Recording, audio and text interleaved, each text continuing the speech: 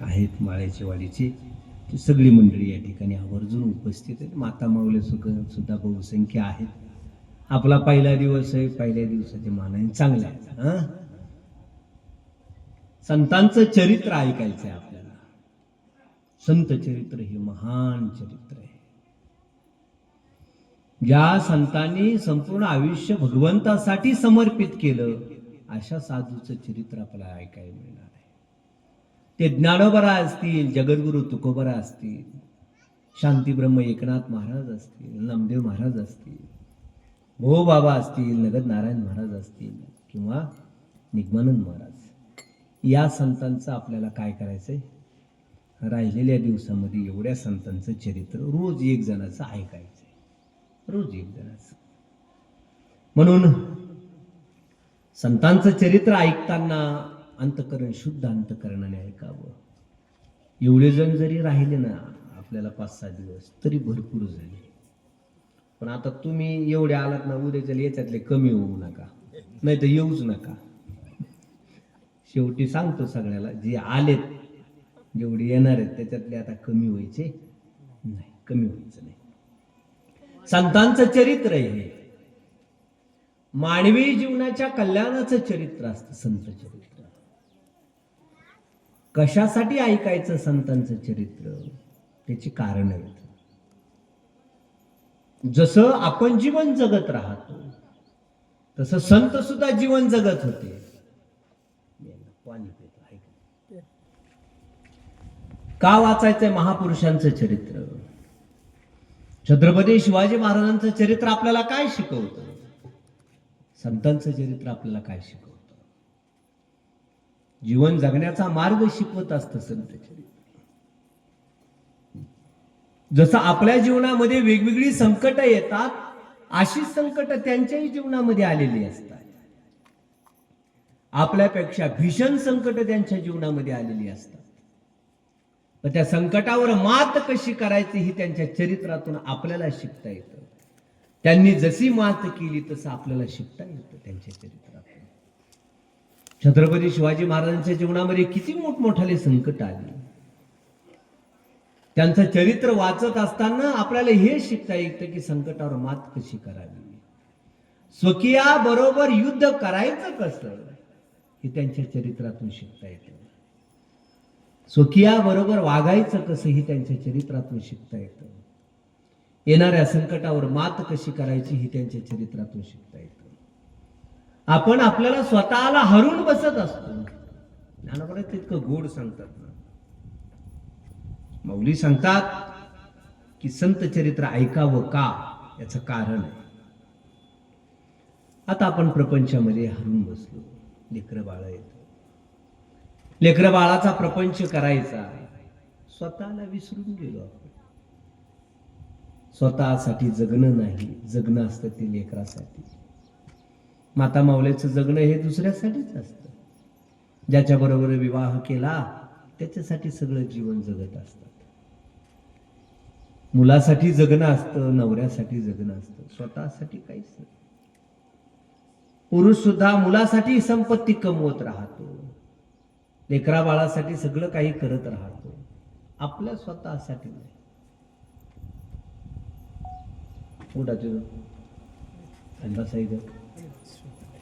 आणि ती चप्पल काढून बस.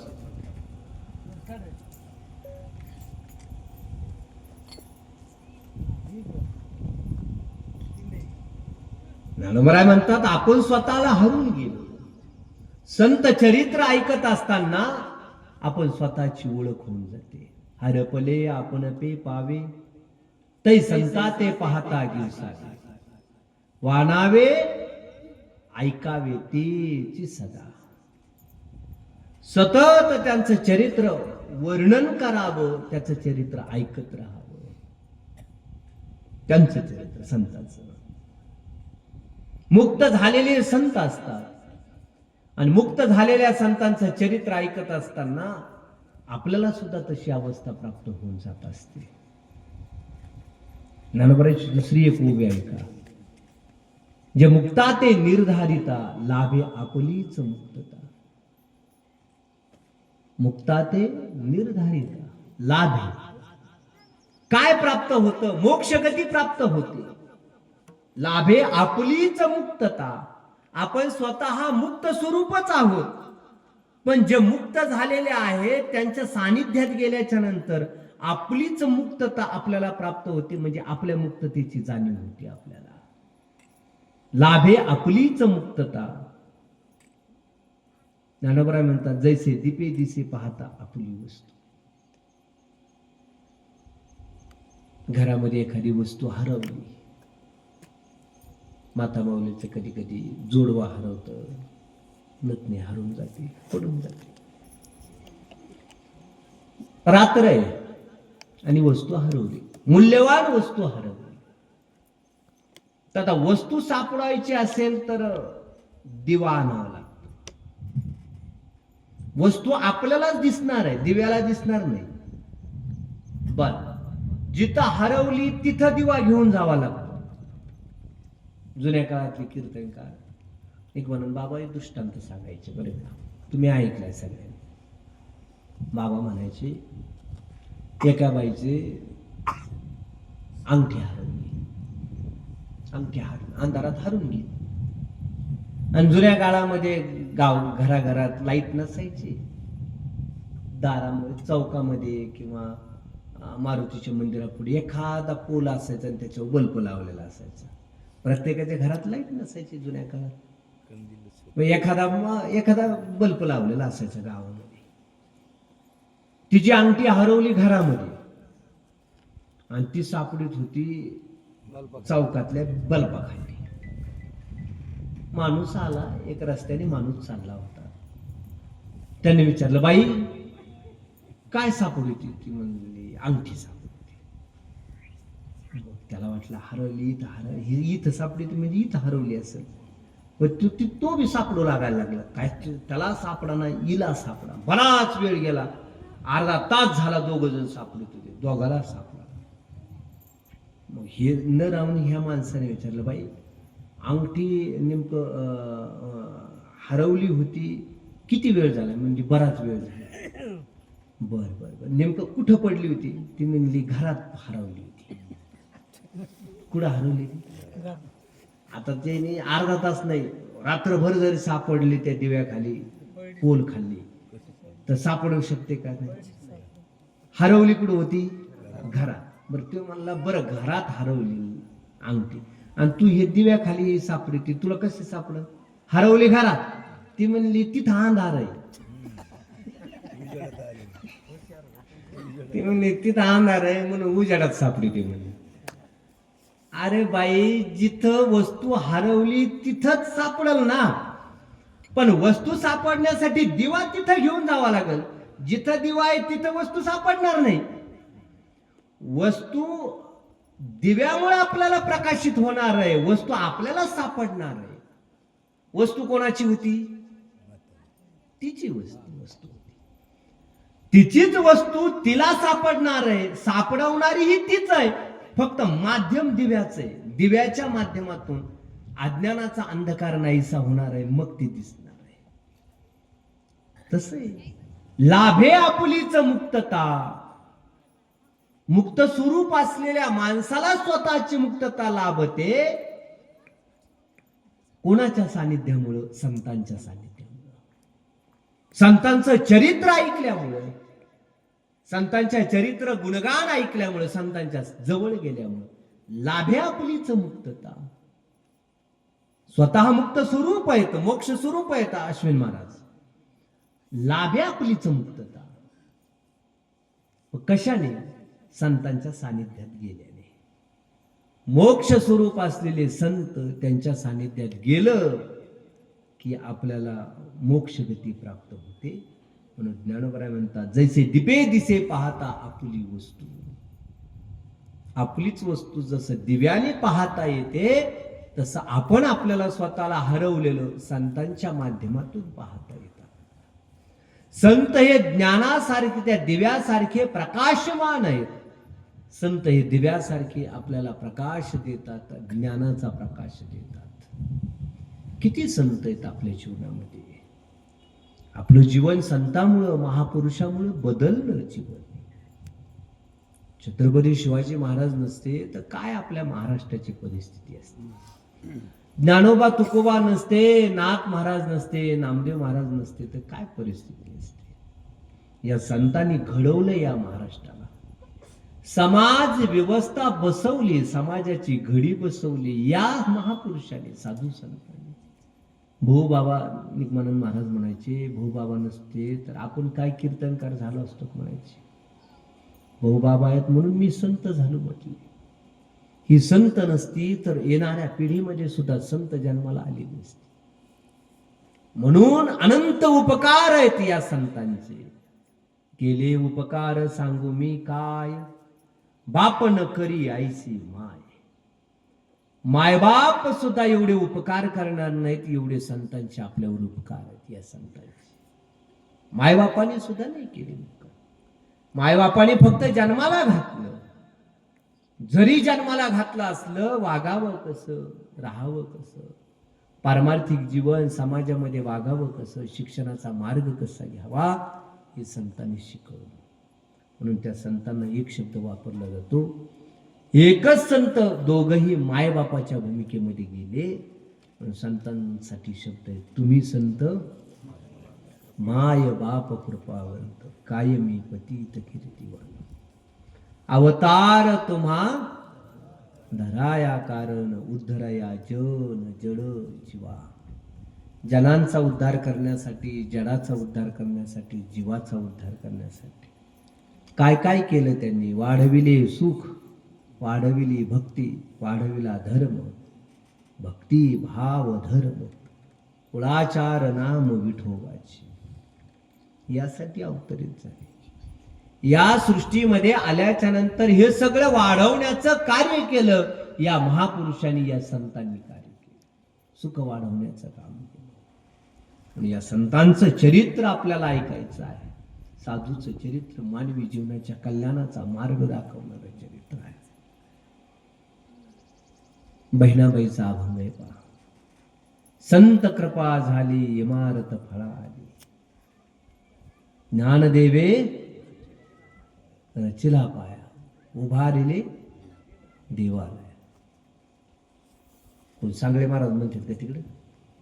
बरोबर या बरोबर सांगळे महाराज आले आपल्याला म्हणू लागायला, काय अडचण नाही.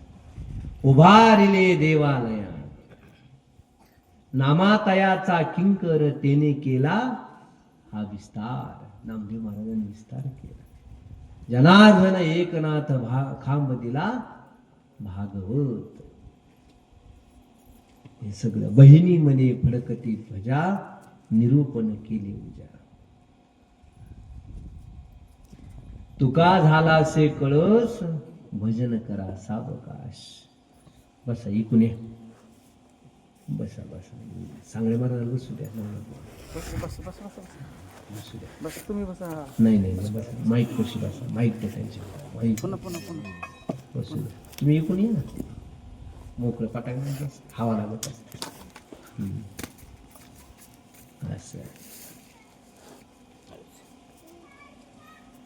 मध्ये फडकते ध्वजा, निरूपण केले उजा. बहिणाबाईचा अभंग गोड अभंग आहे. ज्ञानदेवे रचिला पाया, उभारिली देवालय. वारकरी संप्रदायाची इमारत जी उभा राहिली ती ज्ञानोबरांच्या या ज्ञानेश्वरीवर उभा राहिली. ज्ञानोबरांनी वारकरी संप्रदायासाठी महान ग्रंथ देऊन टाकले, त्याच्यावर ही इमारत उभा आहे. ते ज्ञानोबा आहे. प्रथम संत वारकरी संप्रदायाचे आद्य प्रवर्तक कोण होते तर ते भगवान श्री ज्ञानोबा आहे. आद्य प्रवर्तक ज्ञानोबराय नसते तर आपल्याला शब्द ज्ञानाचा अधिकारच नव्हता. माऊलीचा काळ म्हणजे भीषण काळ. 12व्या शताब्दीमध्ये ज्ञानोबराय जन्माला आले. 11व्या शताब्दीमध्ये शेवट 11व्या शताब्दीचा शेवट. 2-2 वर्षामध्ये दोघं ही 4 भावंड जन्माला आले. 95, 97, 99 आणि 1201 मुक्ताबाईचा जन्म. 95 निवृत्तीनाथ दादाचा जन्म आहे. 1197 शके 1197 ज्ञानोबरायचा जन्म आहे. शके 1199 सोपान काकाचा जन्म आहे आणि शके 1201 मुक्ताईचा जन्म आहे. आदिशक्ती मुक्ताबाई यांची जन्माचे हे कालखंड आहेत. म्हणून संत चरित्र मानवी जीवनाच्या कल्याणाचा मार्ग सांगणारं चरित्र आहे. ते आपल्यासाठी अतिमूल्यवान आहे. ते ज्ञानोबा आहे. ज्यांनी या वारकरी संप्रदायाच्या पायाभरणी केली ते ज्ञानोबरांचं आज आपल्याला चरित्र ऐकायचं आहे. अत्यंत गोड आहे ज्ञानोबा आहे. माऊलीने संपूर्ण समाजासाठी, संपूर्ण यावत जाती धर्मासाठी ज्ञानाचा मार्ग खुला केला. ते ज्ञानोबा आहे.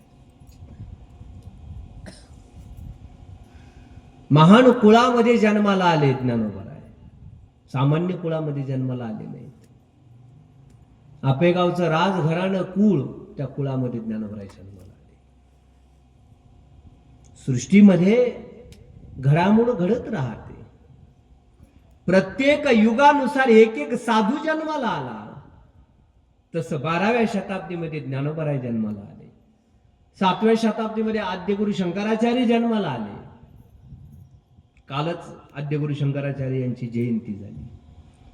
शंकराचार्य म्हणजे सामान्य समजू नका बरं का. अश्विन चांगले महाराज समोर बसलेली शिकलेली वारकरी सगळे, त्यांच्यासाठी आवर्जून बोलतो आता. आणि करूच आपण 4-5 दिवस आहे का नाही. चांगले महाराज तुम्ही जर येत असले तर करू चिंतन. म्हणजे नवनाथ महाराज आहेत, आपण सगळी मंडळी आहेत. आद्यगुरु शंकराचार्य 7व्या शताब्दीमध्ये जन्माला आले. अत्यंत विद्वान, बाल्यावस्थेमध्येच जन्मजात विद्वान होते. वयाच्या 12व्या वर्षापर्यंत संपूर्ण भारत देशाचं भ्रमण केलंय त्यांनी. पायी प्रवास केला. कुणी? आद्यगुरु शंकराचार्य. 12व्या वर्षा, वयाच्या 12व्या वर्षापर्यंत सगळे ग्रंथ मुखोद्गत आद्यगुरु शंकराचार्य. जन्मजात. ही जे महापुरुष जन्माला येतात ना, ती मागच्या जन्माची साधना असते. ते याच जन्मामध्ये प्राप्त झालं असं नाही. ती मागच्या जन्माची साधना असते. 4 वेद असतील, मुखोद्गत होते. ब्रह्मसूत्राचं भाषांतर केलं, भाष्य लिहिलं शंकराचार्य ब्रह्मसूत्रावर. गीतेवर भाष्य लिहिलं. जेवढे काही स्तोत्र आपण ऐकतो, देवी देवतांची जेवढे काही स्तोत्र असतील, ती सगळीची सगळी स्तोत्र, अष्टक असतील, स्तोत्र असतील, ती शंकराचार्यांनी निर्माण केली. महायोगपीठे तटे भीमरथ्याम परम पुंडलिकाय दात्म, ही शंकराचार्याचे श्लोक. भगवान पांडुरंग परमात्म्याचं सुद्धा पांडुरंग अष्टक तयार केलं त्यांनी. सगळी अष्टक. एवढे विद्वान होऊन गेले आद्यगुरु शंकराचार्य. त्यांच्या काळामध्ये कठीण परिस्थिती, धर्माची अति कठीण परिस्थिती, हिंदू धर्माची अति कठीण. त्या काळामध्ये भारत देशामध्ये हिंदू हा जिवंत शिल्लक राहिला नव्हता. सगळीची सगळे बौद्धमय झाले होते. भारत देशामध्ये बौद्ध जास्त होते त्या काळामध्ये. कारण अशोक सम्राट हा राजा होता भारतामध्ये त्या काळात. आणि अशोक सम्राटाने ज्यावेळेस बुद्ध धर्म स्वीकारला, राजाच जर बुद्ध धर्माचा झाला तर मग प्रजा ही आपोआप त्याच धर्माचं पालन करत असते. अशोक सम्राटाला 2 पोरं होते. त्या आपल्याकडं सत्यमेव जयते, ते पैशावर मुद्रा आहे ना 3 सिंहाची, त्याला 4 सिंह आहेत. पण ते 4 दाखवता येत नाहीत म्हणून 3 समोर, ते 3 येतात. तर ती मुद्रा जी आहे ना, ती अशोक स्तंभावरची मुद्रा आहे. त्या अशोक सम्राटाने निर्माण केलेली ती मुद्रा आहे. त्याने शांतीचा स्तंभ निर्माण केला आणि त्याच्यावरती मुद्रा तयार केली. तेच शासनाचं, ते आपल्या शासनाचं ते एक लोगो येतो, बिल्ला म्हणून आपण त्याला. सत्यमेव जयते. दोन मुलं, एकाला श्रीलंकेचा राजा केलं आणि एकाला भारताचा राजा केलं. ते अशोक सम्राट राज्य करत होता. शंकराचार्याचा जन्म झाल्याच्या नंतर भारतामध्ये पाहिलं, अरे हिंदू म्हणून शिल्लक राहिले नव्हते. थोडी वैदिक कर्म करणारे, हिंदू धर्माचं पालन करणारे थोडी माणसं. शंकराचार्यांनी गावाची गावं गोळा करावी आणि शंख वाजवावा, आणि शंख ज्याच्या ज्याला ज्याला कानावर पडला तो हिंदू झाला. किती जणांचं धर्मांतर झालेलं होतं, किती जणांना हिंदू करणार आहेत, किती जणांसाठी यज्ञ करणार आहेत, कोणाकोणासाठी करणार आहेत, किती जणांचे वैदिक कर्म करणार आहेत. शंकराचार्यांनी शंख वाजवावा, ज्याला ऐकू आला तो हिंदू झाला. गावाची गावं हिंदू केली. पूर्ण भारत देशामध्ये एक मोठी लाट जन्माला आली, आद्यगुरु शंकराचार्य. तिथून पुढे या हिंदू धर्माची बैठक बसत गेली. 12व्या शताब्दीमध्ये संपूर्ण भारत देशामध्ये संत म्हणून जन्माला आले. ज्ञानोबरायापर्यंत ना वाचनाचा अधिकार होता, ना वेद म्हणण्याचा अधिकार होता, ना कीर्तन करण्याचा अधिकार, काही नव्हता. एखाद्याच्या कानात जर वेद पडले, चुकून जर त्याने ऐकले, तर कानामध्ये शिस ओतलं जायचं गरम करून. त्याने वेदाचे मंत्र म्हटले तर त्याची जीभ कापली जायची मौलीच्या आधी. किती दिलं ज्ञानोबरायाने आपल्यासाठी. बहुजन समाजासाठी परमार्थ खुला केला असेल तर तो ज्ञानोबरायाने खुला केला. आपल्यासाठी जो परमार्थ खुला झाला तो ज्ञानोबरायाने. ही काय ज्ञानी लोकांचीच मक्तेदारी आहे असं नाही, हे सगळ्यासाठी मिळालं पाहिजे. सकळासी येथे आहे अधिकार, कलियुगी उद्धार हरीच्या नामे. या साधू संतांनी दिलं आपल्याला. ते ज्ञानोबराय. आपल्यासाठी ज्ञानोबरायांनी ज्ञानेश्वरी अनुभवामृत, हरिपाठ असेल, चांगदेव पासष्टी असेल, अभंग रचना असतील, ही ग्रंथ दिली. ज्ञानोबरायांची वाडवडील पराक्रमी आणि राजघराण्यामध्ये जन्माला आले ज्ञानोबा. सामान्य घरात जन्मालाच आले नाही. मी त्या दिवशी आपल्या सांगळवाडीतही बोललो, दत्तनगरला, तिथेही कीर्तनात सांगितलं. साधू संत सामान्य कुळामध्ये जन्माला आलेलीच नाहीये. गरीब कुळामध्ये साधू संत जन्माला आले नाहीत, महान कुळामध्ये जन्माला आले, श्रीमंत घरामध्ये जन्माला आलेत साधू संत. ज्ञानोबराय सुद्धा अशाच कुळामध्ये जन्माला आलेत, राजघराण्यामध्ये जन्माला आलेत. आपण मराठवाड्यातले शिकलेले लेकर दिसतात मला. शाळा शिकलात ना? आहेत. शाळा शिकले लेकर आहेत. आपण कुठले आहेत? मराठवाड्यात. नागराची वाडी कुठे आहे?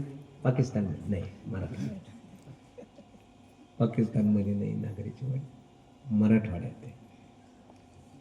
भारतामध्ये महाराष्ट्रामध्ये हे वेगवेगळे प्रांत आहेत, त्याला विभाग असं म्हणतो.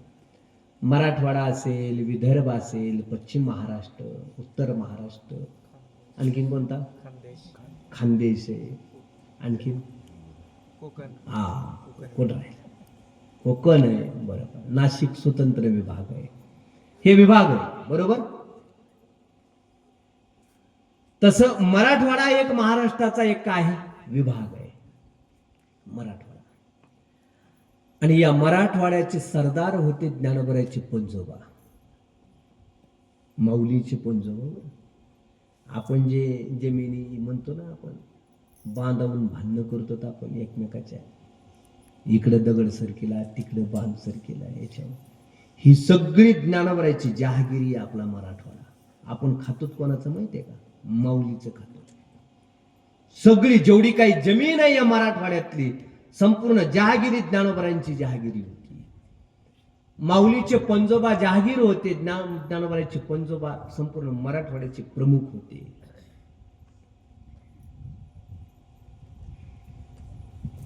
त्या काळामध्ये देवगिरीचं राज्य होतं. देवगिरीचा किल्ला पाहिला? कोणी कोणी पाहिला? वर हात करा. सांगळे महाराजांनी पाहिला आहे. हो मग वर हात केला, पाहिला? बर, तू पाहिला? आणखी कोणी पाहिला? तू पाहिला का? नाही पाहिला. सहल गेली नाही का? बर. कुणी कुणी पाहिला? लेकरावर तुम्ही पाहिला नाही.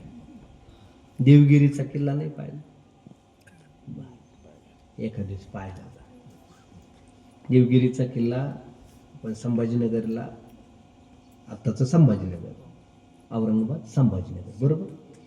संभाजीनगरवरून पुढे गेलं की देवगिरी लागते. खुलताबाद, देवगिरी, ते वेरूळ, अजिंठा. वेरूळ अजिंठा एकीकडे राहतं, वेरूळ एकीकडे राहतं.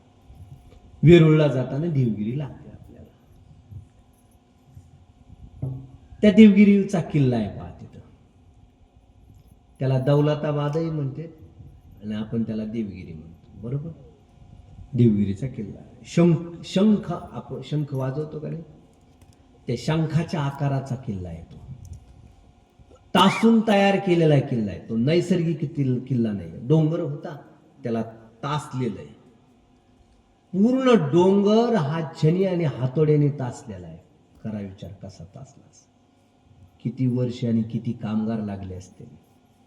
आपल्याला नुसती 2 भिंती बांधायच्या असल्या तर त्या कामगाराच्या हांजी हांजी करीत बसावं लागते. होय बाबा, किती किती परेशान होत राहतो. नुसती 2च भिंती बांधायच्या असतात. त्याच्या मागं पळा, त्याला फोन करा, ते बी फोन उचलित नाही. 10च्या नंतर तो फोन उचलिणार नाही. काय झालं बाबा, आणि आपण त्याच्या मागं 7 वाजताच. अशी परिस्थिती आहे आपल्या खेड्याची. तागडगावमध्ये तर आता अशी परिस्थिती आहे, शेतात काम करायचं, ज्याच्या शेतात कामाला जायचंय तो शेतकरी जो कामाला न्यायचा आहे त्याच्या दारात 7 वाजता ते आपला ब्रश दात घाशी बसतो. काय चाललंय ते कधी कधी जो आपल्याला असतो हे उठवायला जाते. ते आराम के साथ उठते, मग नंतर सांगते येतो येतो. मग त्यांना काम करता करता त्यांना एक स्टिंगही द्यावा लागते, त्याच्याशिवाय ते काम करून घेतो. दुपारच्याला 1 बाटली घेऊन जावं लागते, स्टिंग प्या बाबा, पण तेवढं काम करून द्या आम्हाला. अशी परिस्थिती आली सध्याच्या कामाची. अशी परिस्थिती. शेती करायची म्हणलं तरी होत नाही, घराचे काम करायचे म्हणलं एवढी हांजी हांजी करून घ्यावी लागते, कामच करायला तयार नाही. कसे काम केले असतील त्या काळातल्या लोकांनी. तुम्ही तो पर्वत, तो डोंगर पाहतो देवगिरीचा, पूर्ण तासलेला डोंगर आहे, असा शंखू आकार आहे, शंखासारखा आकार आहे. ते देवगिरीचं राज्य, आणि त्या देवगिरीचा राज्य संपूर्ण भारत देशामध्ये राजा होता, यादवाचा राजा होता, हिंदूचं राज्य होतं. नंतर मग देवगिरी अल्लाउद्दीन खिलजी आला आणि त्याने ते देवगिरी ताब्यात घेतली. देवगिरी किल्ला असेल, आणखी दुसरा कोणता, जंजिरा पाहिला. जंजिरा कोण कोणी पाहिला? जंजिरा लई फिरलाय गडी. हा ना, लग्न झाल्यावर काहीतरी फिरायला ठेव. आताच फिरून घेतो म्हणल्यावर कसं काय होईल? होय नाही, बरं चालेल.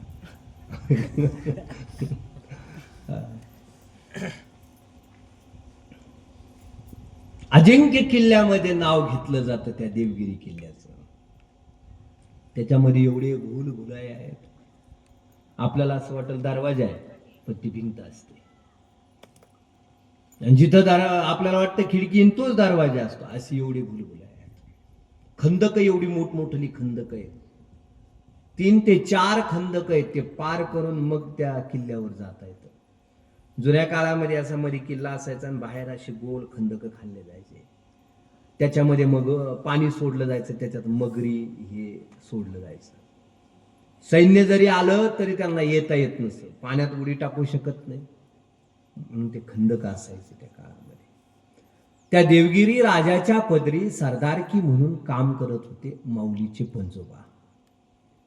माऊलीच्या पंजोबापर्यंत त्यांच्याकडे सरदारकीचं काम केलं. मराठवाड्याची सरदारकी, मराठवाड्याची जहागिरी ज्ञानोबाच्या पंजोबापर्यंत. सोलापूर हायवे बीडवरून जातो. संत कथा म्हणजे आपल्याला काही लई पुराणात जायचं नाही, आपल्याच आपल्या अवतीभोवती फिरायचं बरं का. बीडवरून जातो सोलापूर हायवे. गेलेले पंढरपूरला जाताना त्या हायवेने गेला, एसटीत बसून गेला असतो ना, पंढरपूरला जाताना बीडच्या बाहेर गेलं की पालीचा घाट आहे बरोबर. त्या पालीच्या घाटामध्ये युद्ध लागलं आणि त्या युद्धामध्ये ज्ञानोबराचे पंजोबा मारले गेले, युद्धात मारले गेले. आणि युद्धात मारले गेले, इथं बीडमध्ये मारले गेले. बीडमध्ये ज्ञानोबराच्या पंजोबाची समाधी आहे, आजही समाधी इथं मारले गेले. पंजी म्हणजे पत्नी, ज्ञानोबराची पंजी. एकुलता एक मुलगा म्हणजे ज्ञानोबराचे आजोबा. तिनं ठरवलं मला एकुलता एक मुलगा आहे आणि हा जर पुन्हा जर सैन्यामध्ये भरती झाला तर तो सुद्धा असाच युद्धामध्ये मारला जाईल. नकोय मला ही तुमची जहागिरी नको, तुमची सरदारकी नको, आम्हाला काही नको. एकुलता एक मुलगा, त्याला अध्यात्म ज्ञानाचं शिक्षण द्यायला सुरुवात केली, वैदिक शिक्षण दिलं आणि तिथून पुढे अध्यात्माची परंपरा ज्ञानोबराच्या सुरू झाली. कोणापासून? फक्त आजोबापासूनच. आजोबा, वडील आणि ज्ञानोबा आहे. राजघराणा आहे ज्ञानोबरांचा, श्रीमंत घराणा आहे. ही संपूर्ण मराठवाड्याची जहागिरी ज्ञानोबरांच्या आजोबांनी सहज सोडून दिली. आपण तर असा इंच सुद्धा सोडायला तयार होत नाही, एवढं मराठवाडा सोडून दिला त्यांनी. नकोय म्हणले आम्हाला, नको आम्हाला. श्रीमंत घराणा म्हणून अध्यात्म ज्ञान हे गरिबीमध्ये जन्मालाच आलेलं नाहीये. अध्यात्म ज्ञान जन्माला आलं ते श्रीमंतीमध्ये जन्माला आलंय, श्रीमंत घरामध्ये जन्माला आलंय. ते ज्ञानोबा आहे. मग त्र्यंबकपंत आणि विठ्ठलपंत. मुलगा जन्माला आला विठ्ठलपंत, अत्यंत स्वज्वळ, वैदिक कर्म, अध्यात्म ज्ञानाचे शिक्षण घेणारे, सहजरित्या जीवन जगायचे. जन्मजात विरक्त विठ्ठल महाराज, जन्मजात विरक्त. आपेगाव त्यांचं गाव. आणि तीर्थयात्रा करावी या उद्देशानं निघाले. तीर्थयात्रा करत करत निघाले. आळंदी क्षेत्रामध्ये आले आणि आळंदी क्षेत्रामध्ये आल्याच्या नंतर, आळंदीला आल्याच्या नंतर थांबले. तिथं धर्मशाळेमध्ये थांबले. आळंदीचे कुलकर्णी पद होतं सिद्धोपंतांकडे. कोणीतरी वाट प्रवासी आला आहे, चौकशी केली. म्हणले मी आपेगावशी कुलकर्णी, त्यांचा मी मुलगा आहे आणि तीर्थयात्राच्या निमित्ताने मी प्रवास करत आहे. घरी घेऊन गेले, जेव खाऊ घातलं, जेवण केलं, ढेकर दिला,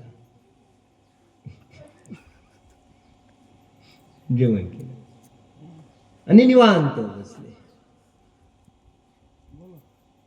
विठ्ठलपंत शांत झोपलेले असताना रात्रीच्याला स्वप्नामध्ये पांडुरंग परमात्मा आले आणि पांडुरंग परमात्मा आल्याच्या नंतर सांगितलं, सिद्धोपंतांची मुलगी रुक्मिणी, तिच्या बरोबर तुम्ही विवाह करा. जगत कल्याणासाठी तुम्हाला विवाहबद्ध होणं गरजेचं आहे. स्वप्न पडलं फक्त. विठ्ठलपंतांनी काही एवढं गांभीर्याने घेतलं नाही. पडलं असेल म्हणजे स्वप्न. त्याच रात्री सिद्धोपंतांच्याही स्वप्नामध्ये पांडुरंग परमात्मा आले. तुळशीच्या जवळ झोपले होते सिद्धोपंत आणि पांडुरंग परमात्मा आले. सिद्धोपंताला सुद्धा स्वप्नामध्ये येऊन सांगितलं, एकुलती एक मुलगी तुमची, तुमच्या गावामध्ये प्रवासी असलेले विठ्ठलपंत त्यांच्या बरोबर विवाह करून द्यावा. कारण येणारा काळ हे जगत कल्याणासाठी अति गरजेचा आहे, या दोघांचा विवाह करणं. घडलेला दृष्टांत, पडलेलं स्वप्न सिद्धोपंतांनी विठ्ठलपंतांना सांगितलं, मला असं असं स्वप्न पडलं. विठ्ठलपंतांनी सांगितलं, मलाही पांडुरंग परमात्म्याचं स्वप्न पडलं. रात्रीच्याला झोपले होते ते आणि पडल्याचं असं. मग ठीक आहे म्हटले. त्या काळामध्ये बालविवाह पद्धती होती. आता वयाच्या कितव्या वर्षी लग्न करून दिलं जातं? शासकीय नियम काय? 18 वर्ष, बरोबर. मुलीचं वय किती असलं पाहिजे? 18 वर्ष. आणि मुलाचं वय किती असलं पाहिजे? 21 वर्ष. 18 वर्षाच्या आत लग्न करू नका बरं का लेकरायची. या माता मावल्याला एवढी घाई झालेली असते पोरीचे, काय तर ते लेकरू खेळणारे लेकरू असतं. एखादं वर्ष राहिलं गावात म्हणून काय झालं? 18 वर्षाच्या आत कधीही लेकराचं लग्न करू नका.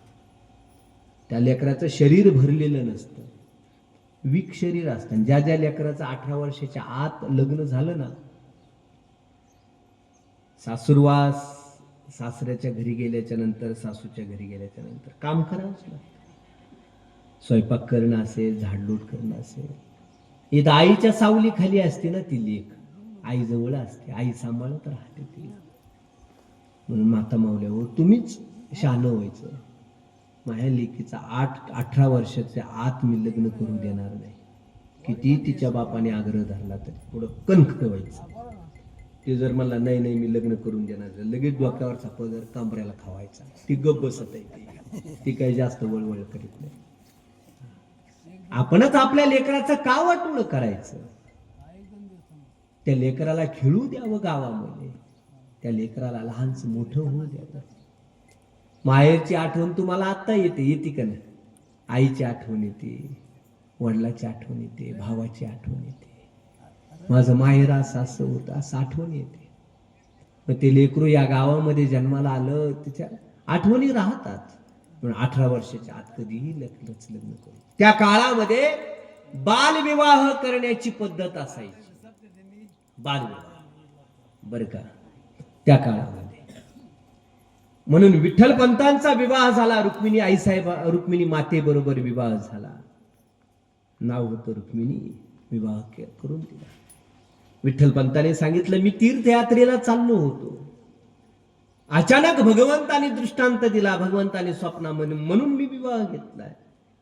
मी प्रपंचाची जबाबदारी इतक्या लवकर घेणार नाही. बरं ती अल्पवयाची, शरीर तिचं लहान आहे, आणखी ते प्रपंच करण्याच्या शरीर आणखीन योग्यतेचं नाहीये. ते अल्पवय, उपवर झाल्याच्या नंतर मग प्रपंचाची जबाबदारी टाकू तिच्यावरती.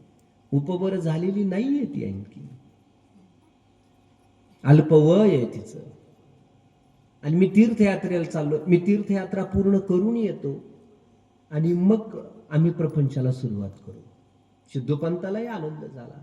आपल्या लेकराचं वय लहान आहे, उपवर झालेली नाही, मग कशी तिच्यावर प्रपंचाची जबाबदारी टाकावी?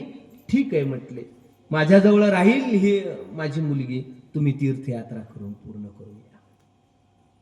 निघाले. प्रवास सुरू झाला त्यांचा.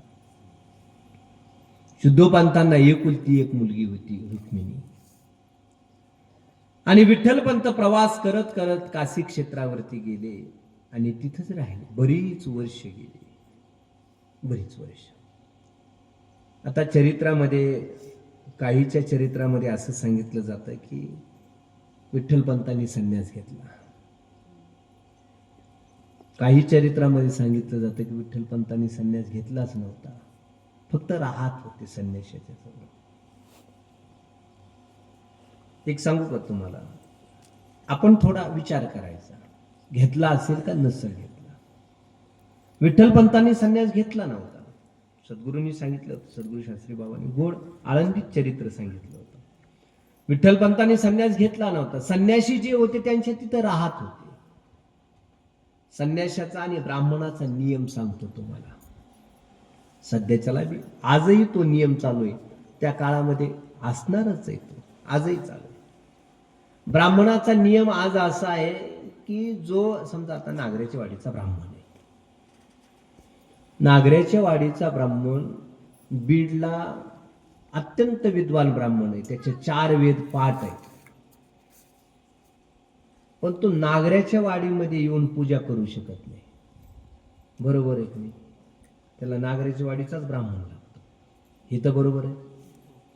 तागडगावला ज्या ब्राह्मणाकडे तागडगाव दिलेले आहे, तुम्ही शिरूरचा ब्राह्मण आणून पूजा नाही करू शकत. तुम्ही किती त्याला म्हणा जास्त दक्षिणा देतो, येणारच नाही. तो म्हणून तुमच्या गावा कोणाकडे त्यालाच बोलवा. हे तर बरोबर आहे का नाही? हे तर बरोबर आहे. म्हणजे ब्राह्मणाचे आजही गावं ठरलेले आहेत, दुसऱ्या गावामध्ये जाऊन तो पूजा करत नाही. संन्याशी जर ज्ञानोबरायांच्या वडिलांनी जर संन्यास दीक्षा घेतलेली असती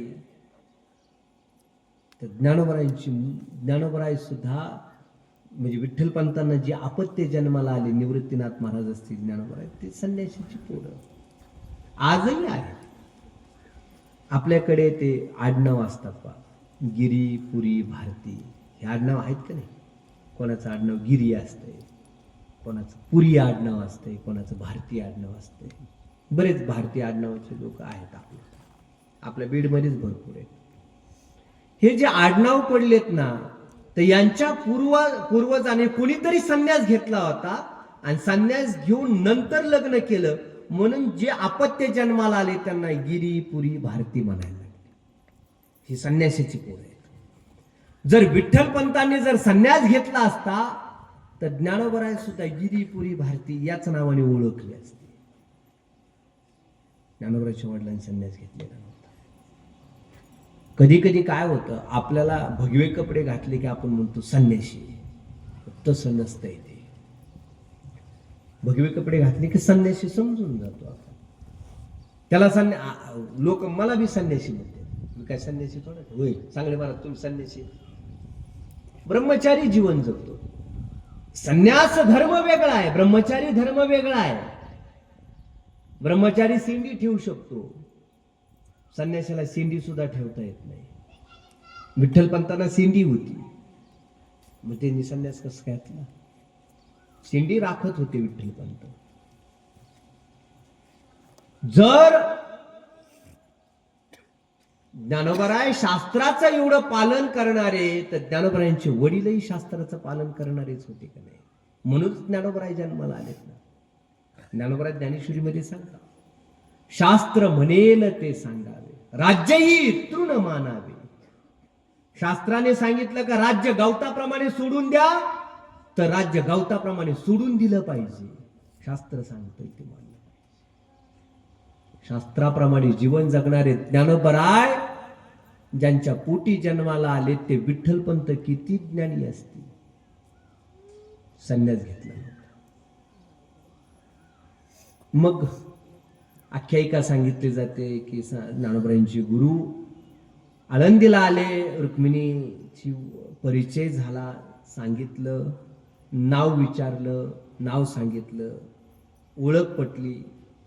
पुन्हा काशी क्षेत्रावर गेल्याच्या नंतर गुरु महाराजांनी सांगितले की तुला आता प्रपंच करावा लागणार आहे, जावं लागणार आहे. विठ्ठलपंतांनी पुन्हा जर प्रपंच केला असेल तर तो गुरु आज्ञेने प्रपंच केलाय. आणि गुरु आज्ञा असेल तर जगातले सगळे शास्त्र बाजूला आणि गुरु आज्ञा एका बाजूला असते. गुरुने सांगितलं असं करावं तर तसंच केलं पाहिजे. परशुराम वडिलाला गुरु मानायचे. परशुरामाचे वडील आई होती रेणुका माता, आणि वडिलांनी सांगितलं रेणुका मातेचं मुंडकं उडव. एकही क्षण विचार केला नाही. वडिलांनी सांगितलं उडव आईचं मुंडकं. एका क्षणात परशुरामाने मुंडकं उडवलं. आईचं मुंडकं धडावेगळं करून टाकलं. बाप प्रसन्न झाला आणि बाप म्हणू लागला, हा पोरगा असा होता, असा पोरगा असा. सांगितलं की विचार सुद्धा केला नाही. शब्दाला एकनिष्ठ वागलेला पोरगा, प्रसन्न आहे, काय मागायचे मागून घे. हात जोडले, बापाला म्हणलं काही नाही, माझी आई जिवंत करून द्या. काय मागितलं? माझी आई जिवंत करून द्या. जर एका शब्दाने जर मुंडकं धडावेगळं करणारा मुलगा आहे, प्रसन्न झालेला बाप आहे, त्यांनी सुद्धा मस्तकावर हात ठेवला ना, आई पुन्हा जिवंत करून दिली एका क्षणामध्ये. गुरुने जर सांगितलं असेल तर शास्त्र सुद्धा बाजूला ठेवलं पाहिजे. मग परशुरामाने विचार करायला पाहिजे होता, कारण आई तर सगळ्या देवतामध्ये सगळ्यात श्रेष्ठ आई आहे, तिला मारावं कसं? असं नाही बाबा, असं नाही. गुरुने सांगितलं असेल तर विठ्ठलपंतांना सांगितलं होतं, गुरु आज्ञा मिळाली आणि गुरु आज्ञा मिळाल्याच्या नंतर मग संन्यास, मग गृहस्थ आश्रमामध्ये प्रवेश आहे विठ्ठलपंतांचा. आणि आळंदी क्षेत्रावरती आल्याच्या नंतर आळंदी क्षेत्रातच राहू लागले. मग सिद्धोपंताने विचार केला, एकुलती एक मुलगी आहे. विठ्ठलपंताला सांगितलं, तुम्ही इथंच राहा, आमच्याकडे कुलकर्णी पद आहे, या संपूर्ण आळंदी परिसराचं कुलकर्णी पद आहे, तुम्ही हे पद सांभाळा. आणि कुलकर्णी पदाची जबाबदारी जशी विठ्ठलपंतावर गेली, तिथून पुढे वादाला सुरुवात झाली. संन्यास घेतला, प्रपंच करायला लागला. सगळी गावातली ब्राह्मण मंडळी एकत्र आली, विद्वान मंडळी एकत्र आली. संन्यास घेतला, यानं संन्यास घेतला, गावातून बाजूला काढलं, संन्यास घेतला म्हणजे सिद्ध बेटामध्ये राहू लागले. 4 मुलं जन्माला आली. कालखंड तुम्हाला आत्ताच सांगितलं. शके 1195 निवृत्तीनाथ दादा, शके 1197 ज्ञानोबा आहे, शके 1199 सोपान काका, आणि शके 1201 मध्ये मुक्ताई अशी जन्माला आली. एक एक. गोकुळाष्टमी होती, श्रावण महिना होता. संपूर्ण भारत देश, संपूर्ण जग भगवान श्रीकृष्णाचा उत्सव साजरा करत होता. आळंदी सुद्धा भगवान श्रीकृष्णाचा उत्सव साजरा करण्यामध्ये तल्लीन झालेली होती. रात्रीचे 12 वाजले होते, भगवान श्रीकृष्णाचं चरित्र गुणगान गात होते. श्रावण महिना, अष्टमी तिथी होती. रात्रीच्या जण पाळणे गात होत्या, माता माऊल्या सगळेजण. जसं रात्रीच्या दिवशी झाला, त्याच रात्रीला, रात्रीच्या 11व्या शताब्दीमध्ये ज्ञानोबरायचा सुद्धा 97 मध्ये शके 1197 अष्टमीच्या दिवशी भगवान श्रीकृष्ण ज्या दिवशी जन्माला आले, म्हणून गोकुळाष्टमीला केवळ भगवान श्रीकृष्णाचा जन्म केला जातो. त्या दिवशी केवळ देव जन्माला आले असं नाही, त्या दिवशी संत सुद्धा जन्माला आले. वर्गा खाड्यांना लय उशिरा आले, झोपले होते. वय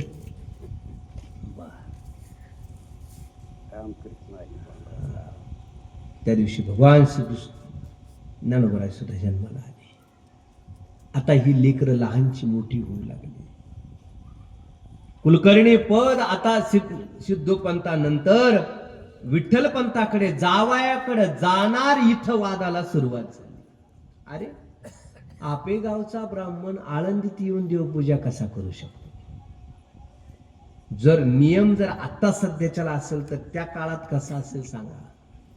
तुम्हाला आता नियम सांगितला का नाही? साधं नागऱ्याच्या वाडीमध्ये सुद्धा पूजा करू शकत नाही शिरूरचा ब्राह्मण येऊन, तर या आपेगावशी आळंदीचं कुलकर्णी पद कसं काय भोगू शकतात?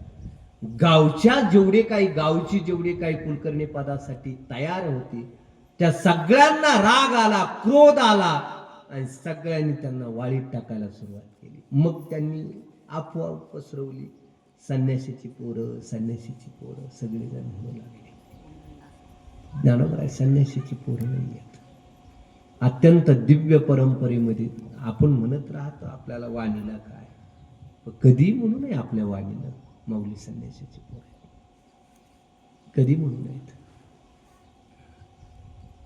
ज्ञानोबराय दिव्य म्हणून जन्माला आले. ज्ञानोबराय माऊलीच्या जीवन चरित्राविषयी ज्ञानोबराय स्वतः सांगतात, तैसी वैशीची या गावा न येता, तैसी दशेची वाट न पाहता, वैसीच्या गावा न येता, बालपणीच सर्वज्ञता होरी तयाते. हे ज्ञानोबरायांचं चरित्र आहे. दशेची वाट न पाहता वैसीची गावा न येता, दशा आणि वैसीची गावा म्हणजे काय सांगतो तो, हे शब्द तुम्हाला लक्षात नाही. दशा म्हणजे अवस्था, दशा म्हणजे अवस्था. त्या अवस्थेला एक ज्ञानाची अवस्था असते. कधी कधी आपण प्रवचन करत राहतो, एखादं वाक्य सांगत राहतो, ते लहान लहान लेकराच्या लक्षात येत नाही. का? कारण ते अवस्थेला नाही येते. म्हाताऱ्या माणसाच्या लगेच लक्षात येतं, वयोवृद्ध माणसाच्या लगेच लक्षात येतं. त्या अवस्थेला नाहीये. नवीन लग्न झालेली दोन मुली एकत्र बसल्या होत्या. लक्ष करून ऐका. एकीला 1 वर्ष पूर्ण झाले लग्न झालेलं आणि एकीचं नुकतंच लग्न झालेलं होतं. आपल्याकडे तो शब्द येती जाती, बरोबर? असा शब्द आहे ना, येती जाती. ती येती जातीला आली होती. दोघी जणी गप्पा मारत होत्या. एकीचं 1 वर्ष झालंय लग्न झालेलं आणि एकीचं नेमकं येती जाती चालू. मग दोघीच्या गप्पा रंगल्या. गप्पा चालू होत्या, फक्त नवऱ्याबद्दलच बोलत होत्या त्या. माझे मालक असे, माझे मालक तसे. काही काही तर एवढ्या खुशाकी सांगतात. मी ते एक वाचलं होतं, माझ्या मालकाने जर पत्र लिहिलं तर कोणालाच वाचता येत नाही. दुसरी म्हणली, माझ्या मालकाने पत्र लिहिलं तर लोकांचं सोडून द्या, त्यांची त्यांनाच वाचता येत नाही. खुशाकी करत राहतात, मालकाचे आवडीने कौतुक करत राहतात. तसं ती दोघी जणी चर्चा चालू. माझ्या मालकाला ही भाजी आवडते, माझ्या मालकाला हा रंग आवडतो, ही साडी त्यांनी घेतली बरं, तिला सांगत होते. काल थोडं मीठ जास्त झालं तर मोठ्याने ओरडले माझ्यावर. त्यांच्या दोघीच्या गप्पा चालल्या, मालकाबद्दलच गप्पा चालल्या. शेजारी 10-12 वर्षाची पोरगी बसलेली होती. ती म्हणली, काय गप्पा हाणतात मग हे बा? 10-12 वर्षाच्या लेकर, तिला काय कळणार आहे मालकाच्या गप्पा मारण्यात काय आनंद असतो? तिला काय, त्या लेकराला काय कळणार? 10-12 वर्षाच्या लेकराला काय कळणार? तिला का कळू शकत नाही? कारण तिची अवस्था नाहीये, त्या अवस्थेमध्ये नाहीये ती. मालकाची गप्पा मारण्यामध्ये जो आनंद आहे ते त्या लेकराला काय कळणार आहे? ते एवढं लेकरू, तिला काय कळणार आहे? ती त्या अवस्थेमध्ये नाहीये. तशी दशेची वाट न पाहता, त्या अवस्थेला येण्याची गरज नाही. वैसीच्या गावा न येता, वैसीची म्हणजे म्हातारपण. कधी कधी माणसं म्हणत राहतात, म्हाताऱ्या माणसाला ज्ञान असतं, ते अनुभवाचं ज्ञान असतं म्हातारी माणसं. आता इकडं हे सगळे आहेत, फेटाबांधे, माळ्याच्या वाडीचे बाबा आहेत, हे सगळे आहेत अनुभवाचं. का? परिस्थिती त्यांना शिकवत राहते. परिस्थिती, लोक, हे संपूर्ण निसर्ग जगलेली असतात, त्यांना शिकवत राहतात. त्याला दशा, वैसीच्या गावा न येता, वैसीच्या म्हातारपण. ज्ञानोबा म्हणतात, त्या साधकाला ह्या दोन्ही गोष्टीची गरज नाही. त्या संताला ना दशेची गरज आहे, ना म्हातारा होण्याची गरज आहे. बालपणीच सर्वज्ञता वरी तयाते. बाल्यावस्थेमध्ये सर्वज्ञांनी त्याचं वरण केलेलं असतं. ते ज्ञानोबा आहेत, ते भगवान श्री ज्ञानोबा आहेत. जन्म झाला तो सिद्धबेटामध्ये जन्म झाला, आनंद उत्सव साजरा झाला. रुक्मिणी आई साहेब विठ्ठल पंत त्या लेकराकडे पाहू लागले. प्रत्यक्ष भगवान विष्णूच येथे, महाविष्णूचा अवतार, सखा माझा म्हणता का बघ, सदाशिवाचा अवतार, स्वामी निवृत्ती दाता, महाविष्णूचा अवतार सखा माझा. ब्रह्म सोपान तो झाला, भक्त आनंदी वर्तला. आदिशक्ती मुक्ताबाई दासी जणी लागली बाई. जनाबाईचा अभंग आहे. ही स्वरूपाने जरी मानवी शरीर धारण करून आलेली असली तरी ब्रह्मा विष्णू आणि महेश ही 3 रूपाने जन्माला आली. आणि आदिशक्ती म्हणून आई जगदंबा म्हणून जन्माला आली ती मुक्ताई माता जन्माला आली. आई साहेब मुक्ताई आई साहेब जन्माला आली. आई जगदंबा आहे, ती शक्ती आहे. आणि एक सांगू तुम्हाला, प्रत्येक स्त्री ही शक्तीच असते. स्त्री ही शक्ती असते, ती घराची शक्ती असते, समाजाची शक्ती असते ती. आणि खरं सांगतो तुम्हाला नवनाथ, माता मावल्याला शक्ती म्हणतात ना, ते काहीच खोटं नाही. काय किती खंबीर असतात त्या. प्रपंच इतका कोलमडला तरी सावरण्याचं काम करतातच त्या. वारकरी नवऱ्यापेक्षा पेतडाचा लय संसार नेटाने करतात. एवढा नेटाने करतात त्याचा संसार. तो नालीत जरी पडलेला असला तरी धुवून आणणार, त्याला बसविणार, त्याला जीव खाऊ घालणार, त्याला हाणतात त्या रिमसून काढतात. तागडगाव मध्येच बऱ्याच त्याला रिमसून काढतात. पूजा बी चांगली करतात त्याची. पण त्या नेटाने प्रपंच करत राहते. एवढा ओढत राहते, रात्रंदिवस राब राब राबत राहते ती घरासाठी. शक्तीच आहे ती, महान शक्ती. ती नवदुर्गा म्हणून तिच्याकडे पाहिलं जातं. ती शक्तीच आहे. नवरात्र उत्सव साजरा करतो. खरं सांगू तुम्हाला, ज्याच्या अंतःकरणामध्ये स्त्रीविषयी आदर नाही त्याला कधीही नवरात्र उत्सव साजरा करण्याचा अधिकार नाही. प्रत्येक स्त्रीविषयी आदरभाव अंतःकरणामध्ये असला पाहिजे. ती माझी भगिनी आहे, ती माझी माता आहे, याच भावनेने. छत्रपती शिवाजी महाराजांनी कल्याणच्या सुभेदारची सून, तिला सुद्धा आदरपूर्वक चुळी बांगडी देऊन तिला आदरपूर्वक सन्मान केलाच ना. एवढा महान राजा आपला राजा जन्माला आला, त्या राजाने आपल्याला हीच तर शिकवण दिली, बाबांनो, परस्त्री धर्माची असली तरी तिचा मातेप्रमाणे आदर करा. बाबांनो, ती आपल्याच धर्माची नाही, परधर्माची असू द्या. ती स्त्री असेल तर तिचा अंतःकरणातून आदरच करा, हृदयपूर्वक आदर करावा तिचा, केला पाहिजे. ती शक्ती रूपाने आहे. काय ती शक्ती रूपाने येते. आणि खरंच ती शक्ती रूपाने. मी एक दृष्टांत सांगा, मी बऱ्याच वेळेस सांगितलं. सकाळी पहाटे उठावं लागतं तिला.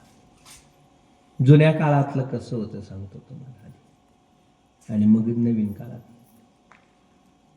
माझ्या वयातले जे आहेत ना, त्यांनी थोडा जुना काळ अनुभवलाय. आता माझं वय 39 चालू आहे. थोडा जुना काळ अनुभवलाय. म्हणजे बटनाचा मोबाईल, पहिला मी मोबाईल बटनाचा घेतला होता. मोबाईल बटनाचा घेतला, एवढा आनंद झाला होता मला.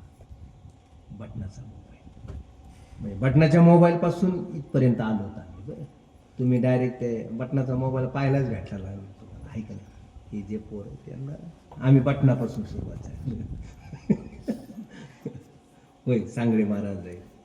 बरोबर, आता आहे का, म्हणजे दोन्हीच आहे. आता ही माझ्या समोर फेटा बांधलेली आहेत ना, त्यांना बटनाचा नाही, स्क्रीन नाही, त्यांची स्क्रीनच खराब झाली. ते कारण ते अति मागच्या काळातले, बरोबर आहे का नाही. मधल्या काळातले आम्ही आहेत. हा बघा, 90 चालू. मधल्या काळातले आम्ही आहेत. आता तुम्ही आहेत ना, तुम्ही मधल्या काळातले नाहीत, आमच्यापेक्षा आधीच आहेत. तुम्हाला ते स्क्रीन नाही जमत, बटनाचा जमतो.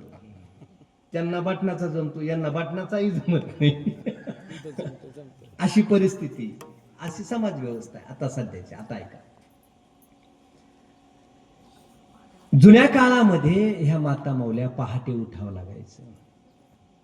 कथा म्हणजे काय दुसऱ्या नाही, आपल्याच रोजच्या जगण्याच्या कथा सांगणार आहे मी. संत चरित्र याच्यातूनच आहे, दुसरीकडे कुठून आणायचं संत चरित्र. जुन्या काळामध्ये संयुक्त कुटुंब पद्धती होती, विभक्त नव्हती. माझ्या इकडून पोरी बी बसलेल्या आहेत. लेकरा, तुम्हाला हात जोडून विनंती, लहान लहान लेकर आहेत. जेवढं कुटुंबामध्ये राहता येईल तेवढं शिकता येतं.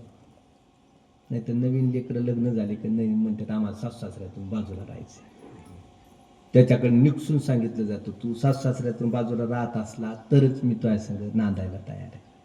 याला काय जगणं म्हणायचंय का? काय म्हणायचं सांगा बरं. अरे आनंद कशामध्ये? लेकरा बाळामध्ये आनंद, कशामध्ये? पाहुण्या रावळ्यामध्ये आनंद आहे, कुटुंब एकत्र राहण्यामध्ये आनंद आहे. संपत्ती कमवतो आपण, कोणासाठी कमवतो? तो जर आपल्या नातेवाईकाला त्या संपत्तीचा उपयोग होत असला तरच त्याचा आनंद आहे.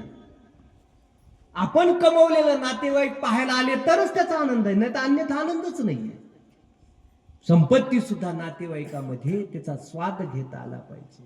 याच्यासाठी सासऱ्याची सेवा करणं, त्यांचा आदरपूर्वक त्यांचा सन्मान करणं, याच्यामध्येच बाबा धर्मकार्य. आणि हेच आपल्या जीवनामध्ये असावं, हेच आपल्या जीवनामध्ये असलंच पाहिजे. आता ऐका, जुन्या काळामध्ये संयुक्त कुटुंब पद्धती होती. पहाटे उठावं लागायचं. माझ्या समोर बसलेली डोक्यावर पदर असलेल्या माता मावल्या लगेच कळून जातात, काळ लगेच बदललेला. आता नका घेऊ, जाऊ द्या तिकडे. काळ बदललेला समोर लगेच दिसतं. बघा काळ किती बदलला. त्या सोडणार सुद्धा नाही, पदर खाली पडूनच देणार नाही, ठेवीत राहणार. त्याच्याबद्दल काही नाही. आता ऐका, 10 लेकरं घरामध्ये असायची. 4 भावंड एकत्र राहायची. पहाटे उठावं लागायचं, दळावं लागायचं. दळायचं का नाही? जात्यावर दळण असायचं, जात्यावर दळण करावं. चुलीवर स्वयंपाक असायचा. हा नाही, आता तेच सांगणार आहे मी. आता ऐका, नाही ते सांगणारच आहे मी. आता सांगतो तुम्हाला. आता ऐका, पुढं पुढं तेच आहे. तुम्ही थांबा, तुम्ही जे सांगितलं का तेच सांगणार आहे मी पुढं. आता ऐकत राहा. मग त्या दळण दळायचं. जुन्या काळातलं सगळं स्वयंपाक वगैरे करावं लागायचं. पहाटे उठून स्वयंपाक वगैरे तयार करून सगळ्याच्या आंघोळ्या होऊन, सगळ्याच्या आंघोळीला पाणी टाकून सूर्य उदय होण्याची वाट पाहायची.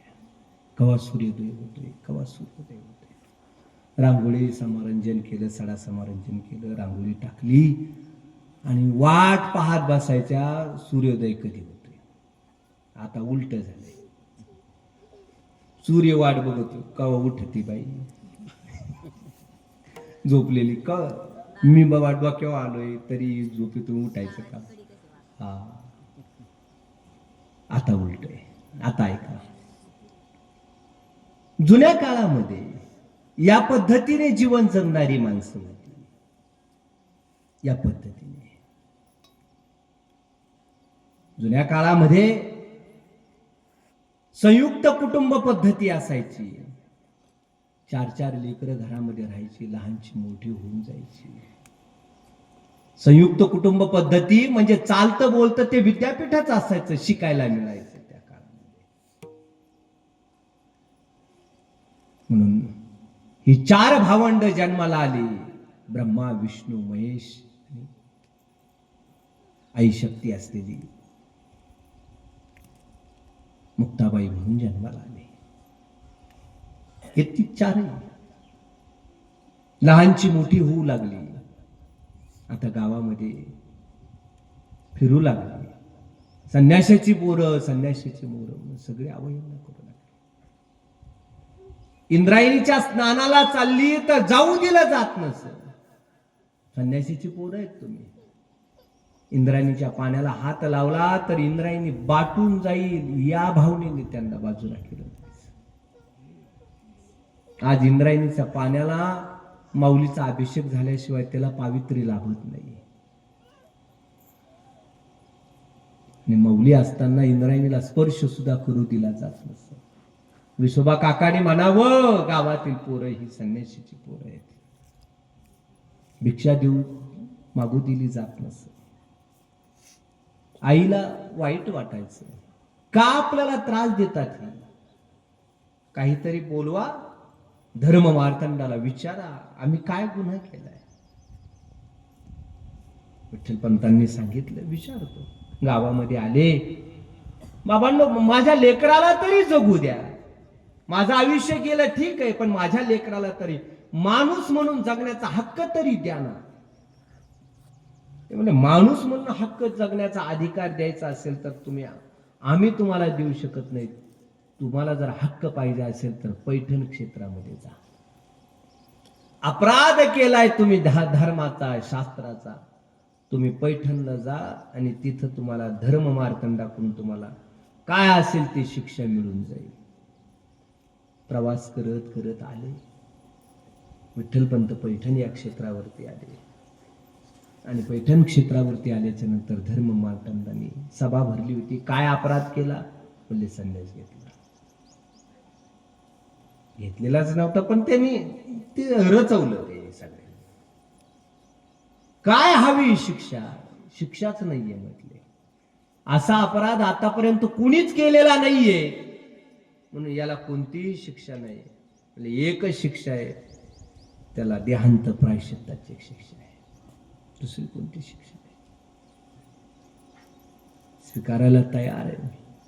पण माझ्यानंतर माझ्या लेकराला वैदिक कर्म करता येतील, त्यांची मूंज होईल? हो, नक्की होईल. त्यांना माणूस म्हणून जगता येईल? नक्की जगता येईल. आम्ही देहांत प्रायश्चित्त घ्यायला तयार आहेत. विठ्ठलपंत प्रवास करत पुन्हा आळंदी क्षेत्रावरती आले. सूर्य मावळला होता. सिद्धबेटामध्ये प्रवेश केला. अंधार पडलेला होता, रात्र झाली होती. लेकराला जीव घालून चारही लेकरं झोपी गेलेली होती. विठ्ठलपंत आले,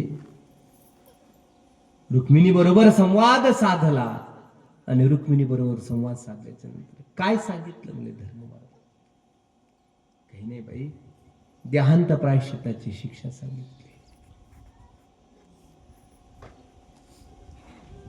घ्यावं लागेल म्हटले मला. तुम्ही गेल्यावर मी कोणासाठी जगू? मी सुद्धा तुमच्या बरोबर येईल. अरे लेकराला कोण रक्षण करेल? तू थांब म्हटले लेकराबरोबर. नाही, मी सुद्धा यायला तयार आहे तुमच्या बरोबर. लेकर झोपीमध्येच झोपू घातलं लेकराला. विठ्ठलपंत निघाले. देहांत प्रायश्चित्त इंद्रायणीच्या डोहामध्ये आता देहांत प्रायश्चित्त घ्यायचं. निघाले विठ्ठलपंत. रुक्मिणी आई साहेब त्या लेकराला झोपू घातलेलं. रुक्मिणी मातेनं 4 लेकरं झोपले. किती गोंडस लेकरं असतील सांगा बरं.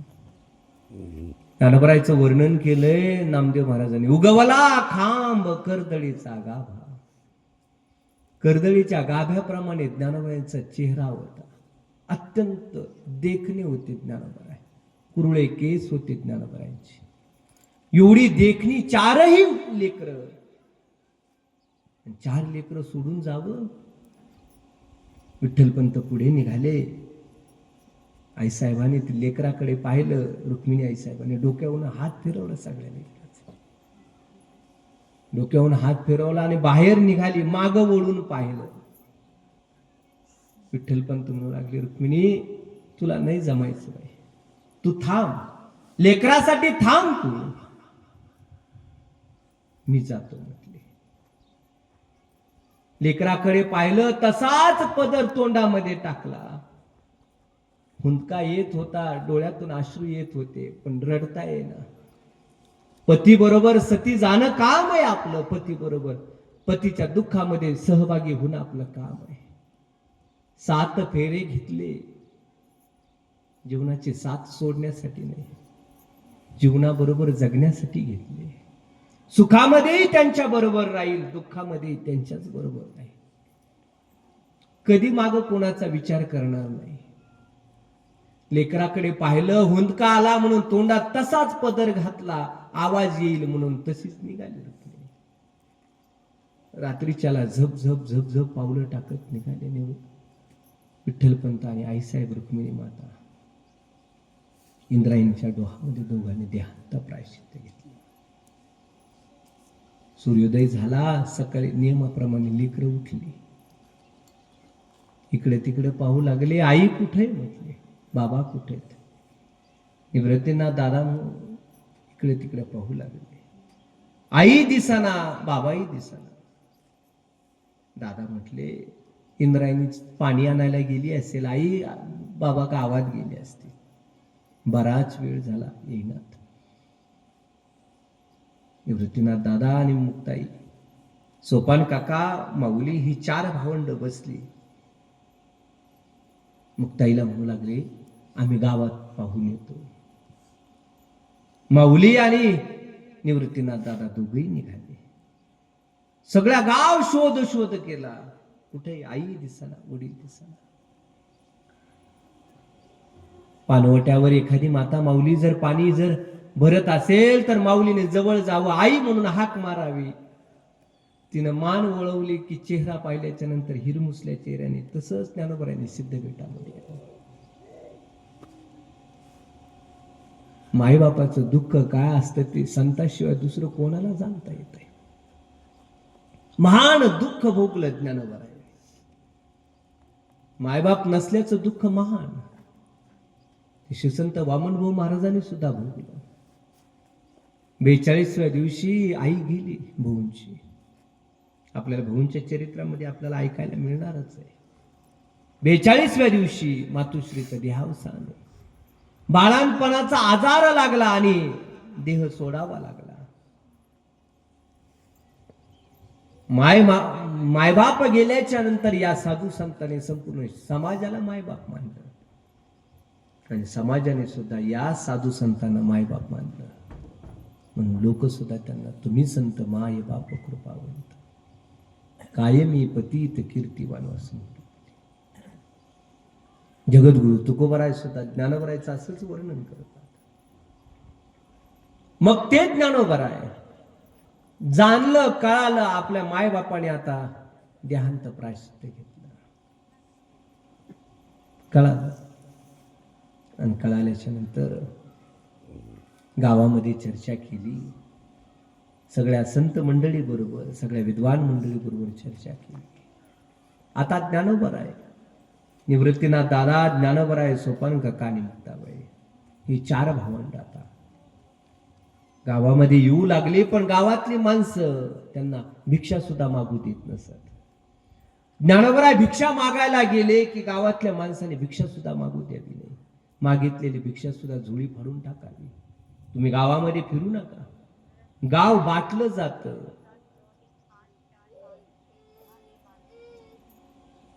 बरीच प्रसंग आहेत. एक वेळेस माऊली भिक्षा मागण्यासाठी निघाले आणि भिक्षा मागत होते. भिक्षा मागूनही झाली. हातामध्ये झोळी होती. विसोबा काका आले, पाहिलं, अरे संन्याशीची पोरं गावामध्ये फिरत राहतात.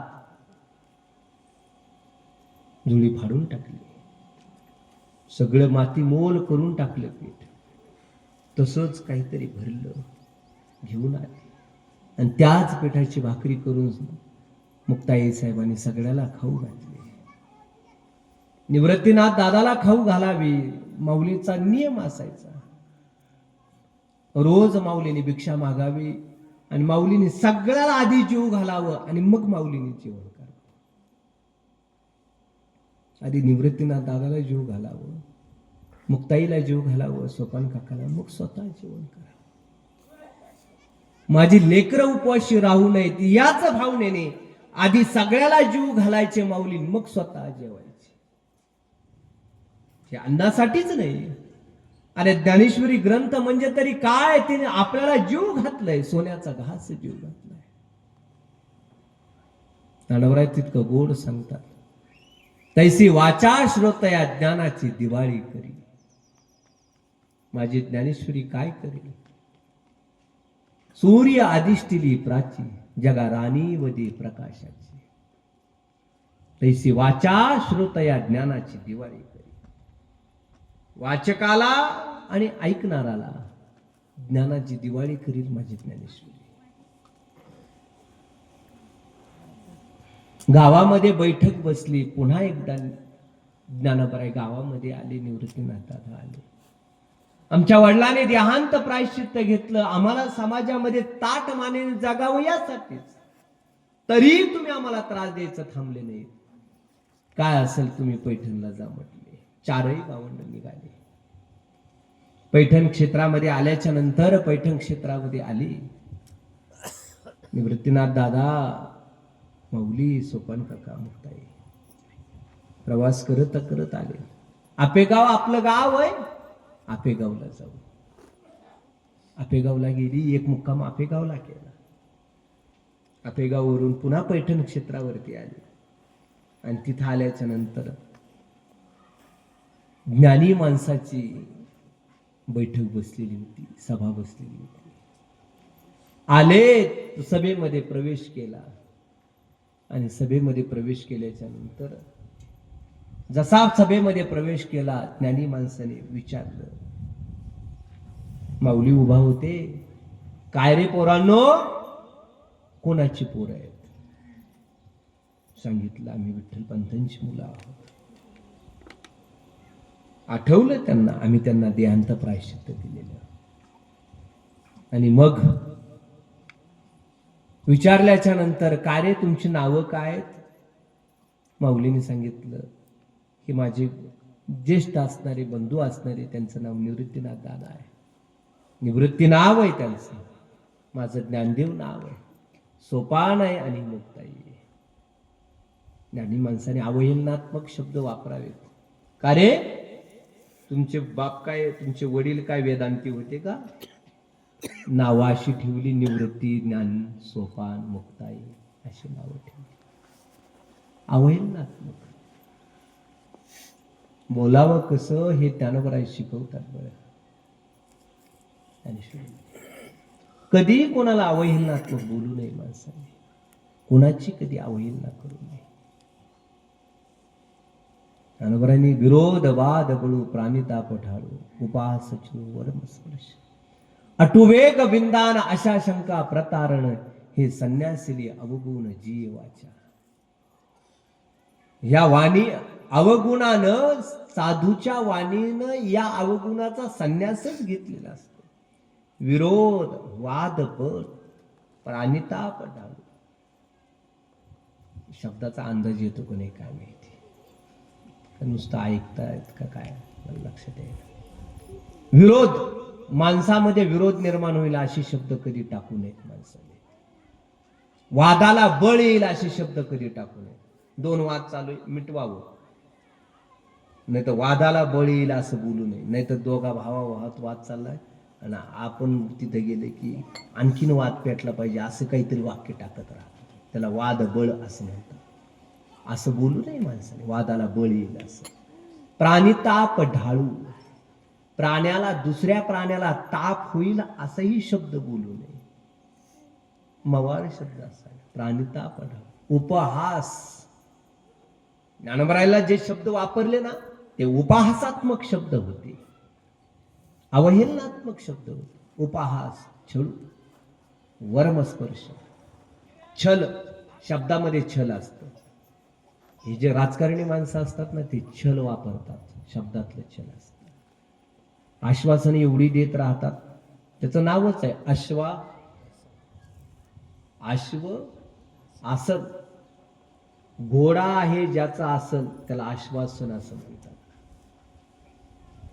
घोडा नुसता धावत राहणे, ते काय पुरे करायचे नसते, पुढं पुढं पुढं पुढं लोटायचे असते, त्याला आश्वासन म्हणतात. त्याला छळ, शब्दातलं छळ म्हटलं जातं. नेता जर भाषण करायला लागला ना, वारकरी असू द्या, टाळकरी असू द्या, महाराज असू द्या, साधा मनुष्य असू द्या, जर भाषण ऐकायला बसला सगळ्याला वाटतं एवढाच माणूस शिल्लक राहिलाय. आपल्याला कोण, आपलं कुणीच नाही, एवढाच. आपलं, आपल्या खरा हिताचा विचार फक्त यालाच कळतो म्हटले का, आपल्यात आपलं काय हित आहे, आपला कसा विकास होतो हे यालाच कळत आहे, दुसरं कोणालाच कळत नाही. त्याचं भाषण चालू असताना त्याला छळ असं म्हटलं गेलं, शब्दातला छळ. उपास छळू वर्मस्पर्श, वर्मावर कधी बोलत जाऊ नये माणसाने. काही काही माणसाला वर्मावर बोलायची सवय असते. जुन्या काळातल्या सासवा म्हणत राहायच्या, जाऊ द्या तिच्या मायरातच नव्हतं असं. वर्मावर बोलणे म्हणायचे. तिच्या मायरात नव्हतं म्हणजे लय मोठा शब्द या, ते त्यांनाच कळू जाणं. वर्मावर, वरम स्पर्श. आटू म्हणजे कमी बोलणे. काही माणसं लय कमी बोलते. आता माझ्या गाडीत काही काही माणसं असतात, गाव आलं तरी एकच शब्द बोलणार नाही. उतरल्यावर माझ्या लक्षात येतं की आपल्या गाडीत माणूस होता तिचा. आटू कमी बोलणे. वेग, काही काही माणसं एवढ्या स्पीडने बोलतात की मेळ सुद्धा लागत नाही, एवढा स्पीड असतो बोलण्याचा. वेग नसावं.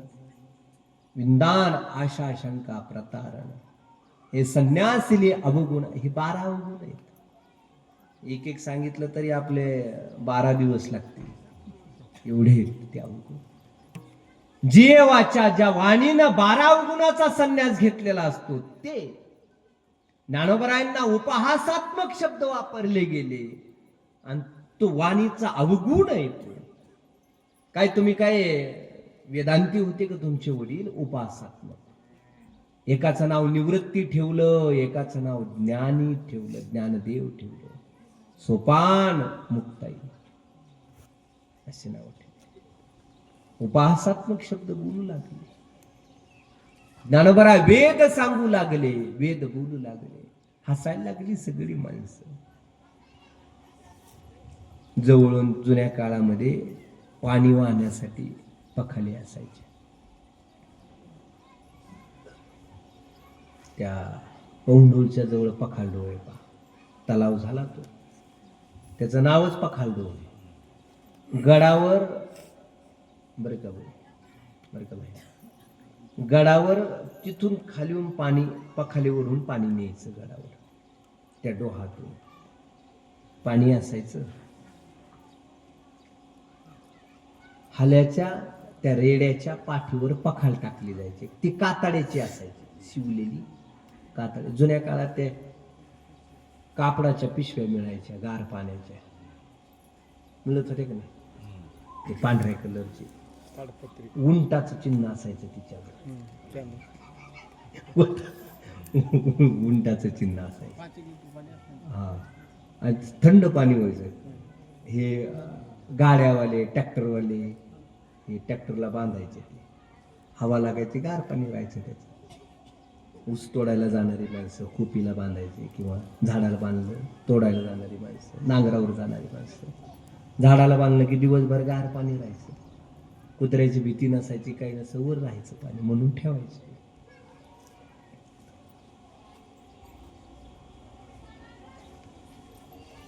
त्या पखाल घेऊन जाणारा तो रेडा. गडावर सुद्धा पाणी वाहिलं जायचं ते पखालीवरच. तिथून चालला होता पाणी. उपहासात्मक शब्द कसे असतात ते सांगतो तुम्हाला.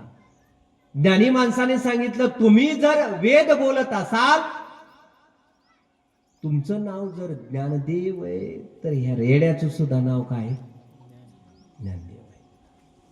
त्या रेड्यावाल्याला बोलिलं, मालकाला बोलिलं, म्हणजे मालकाला इकडे बोलून, काय नाव आहे तुझं? त्या रेड्याचं नाव काय? म्हणजे त्याचं नाव म्हणजे ज्ञानदेव. कशाचं नाव? ज्ञानदेव. मला सांगा, माऊलीला 750 वर्ष होत आलेत आता, आजपर्यंत कोणी रेड्याचं नाव ज्ञानदेव ठेवलंय का? पण ठेवलं. त्याला एक तर नावच ठेवीत नाही. एकच नाव ठेवलंय, रेडा. का? कारण पहिल्या काळामध्ये, जुन्या काळामध्ये वागणुकीहून नाव ठेवली जायची.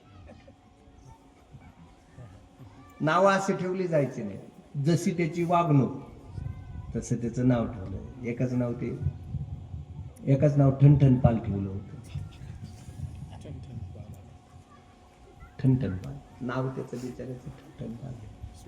कुळं झाला की लोक माहिती काय ठणठणपाल, त्याला बोलायचे. त्याला वाटलं आपलं गावच सोडून जावं. गाव सोडून गेलं. काहीला मूर्ख नावाने हाक मारली जायची. अशी नाव ज्याचं त्याच्या नावानं सर वागणुकीहून नाव ठेवलं जायचं. ते रेडा का म्हणतात? त्याची वागणूक तशी म्हणून त्याला रेडा म्हटलं. ज्ञानी त्याचं नाव ज्ञानदेव आहे, मग तो वेद बोलू शकतो का? माऊलीने सांगितलं, तोही माझा आत्मा आहे म्हटले. ज्ञानदेव म्हणे, तोही माझा आत्मा. ज्ञानोबराने रेड्याच्या मस्तकावर हात ठेवला आणि तोही वेद बोलू लागला, वेद बोलू लागला, बोलला वेद. रेड्यामुखी वेद बोलविला, गर्व द्विजांचा हरविला, शांती रूपी प्रगटला ज्ञानोबा माझा. नाथ महाराजांचाच अभंग आहे. कैवल्याचा पुतळा प्रगटला भुतळा, चैतन्याचा जिव्हाळा ज्ञानोबा माझा. साधकांचा मायबाप दरुशे, रेड्यामुखी वेद बोलविला, गर्व द्विजांचा, शांती रूपी प्रगटला ज्ञानोबा माझा. ज्ञानोबराय प्रचिती आली, सगळ्यांनी जयघोष केला ज्ञानोबरायांच्या नावाचा, निवृत्तीनाथ दादाच्या नावाचा. सोपान काही काही सामान्य नाहीये, हे अवतारी संत आहेत, भगवंताचे अवतारच आहेत. याच भावनेने मग जयघोष करू लागले. सत्कार, माऊलीला आसनावर बसवलं सगळ्या ज्ञानी माणसाने. शुद्धीपत्र नेण्यासाठी आलात तुम्ही प्रत्यक्ष महाविष्णूचे अवतार आहेत. तुम्हाला शुद्धीपत्र देणारे आम्ही कोण आहेत? सगळे विद्वान ज्ञानोबरायांच्या चरणावर लीन झाले, विलीन झाले. ज्ञानोबराय राहिले पैठण क्षेत्रावरती, सगळ्याला ज्ञानाचा मार्ग सांगितला. पण जिथं आपली ओळख होऊ लागली, जिथं जाणीव होऊ लागली, ज्ञानोबरायांनी सोडलं, पैठण क्षेत्र सोडलं. प्रवास करत करत निघाले. प्रवास सुरू झाला, ज्ञानोबराय पैठण क्षेत्र सोडू लागले. सगळे वाट लावण्यासाठी आले. रेड्याचा मालकही आला, रेडा घेऊनच आला. माऊली, आता तुम्ही चालले, याचं काय काम आहे आता मला? आता हा वेद बोलू लागलाय, याला आम्ही कसं काम सांगावं, कसं पाणी टाकावं त्याच्या पाठीवर? तुमची कृपा झाली, यालाही घेऊन जा म्हटले. येताना 4 जण होते पैठण क्षेत्रावरती, आणि आता पैठण मधून बाहेर जाताना आता 5 जण झाले. माऊलीचा पहिला वारकरी रेडा, पहिला वारकरी रेडा माऊली बरोबर निघाला. माऊली ही 4 भावंड चालायची, पाठीमाग चालायचं तो रेडा. त्याला दावं नाही, काही नाही. नाही तर आपल्याकडे गायी म्हशी असतात, किती ओढल्या दाव्याने बांधल्या तरी ते पुढं पळतात, पळतात का नाही? अनुग्रह झालेला तो रेडा होता, ज्ञानोबराचा अनुग्रह झालेला तो रेडा. नेवासाला आले. नेवासा क्षेत्रावरती आल्याच्या नंतर त्या मोहिनी राजाचं मंदिर आहे तिथं. नेवासाला तुम्ही गेला असताल, बऱ्याच जणांनी गेलते तुम्ही. मोहिनी राजाचं दर्शन करून या. मोहिनी राजाचं दर्शन सप्ताह झाले का 1 दिवस जाऊन यायचं. नेवासाला मोहिनी राजा, ज्ञानेश्वरी तिथे जन्माला आली म्हणून सांगतो. मोहिनी राजाचा प्रसंग असा आहे की ज्यावेळेस समुद्र मंथन झालं, आणि समुद्र मंथनामध्ये विषही निघाला आणि अमृतही निघालं. पहिलं निघालं ते विष निघालं. कोणी प्यावं ते विष? आता हे पहिल्यापासून हे चंद्र इंद्र, हे जे नरेंद्र देवेंद्र, हे चॅप्टरच आहे. देवादिक देव सगळे हुशार.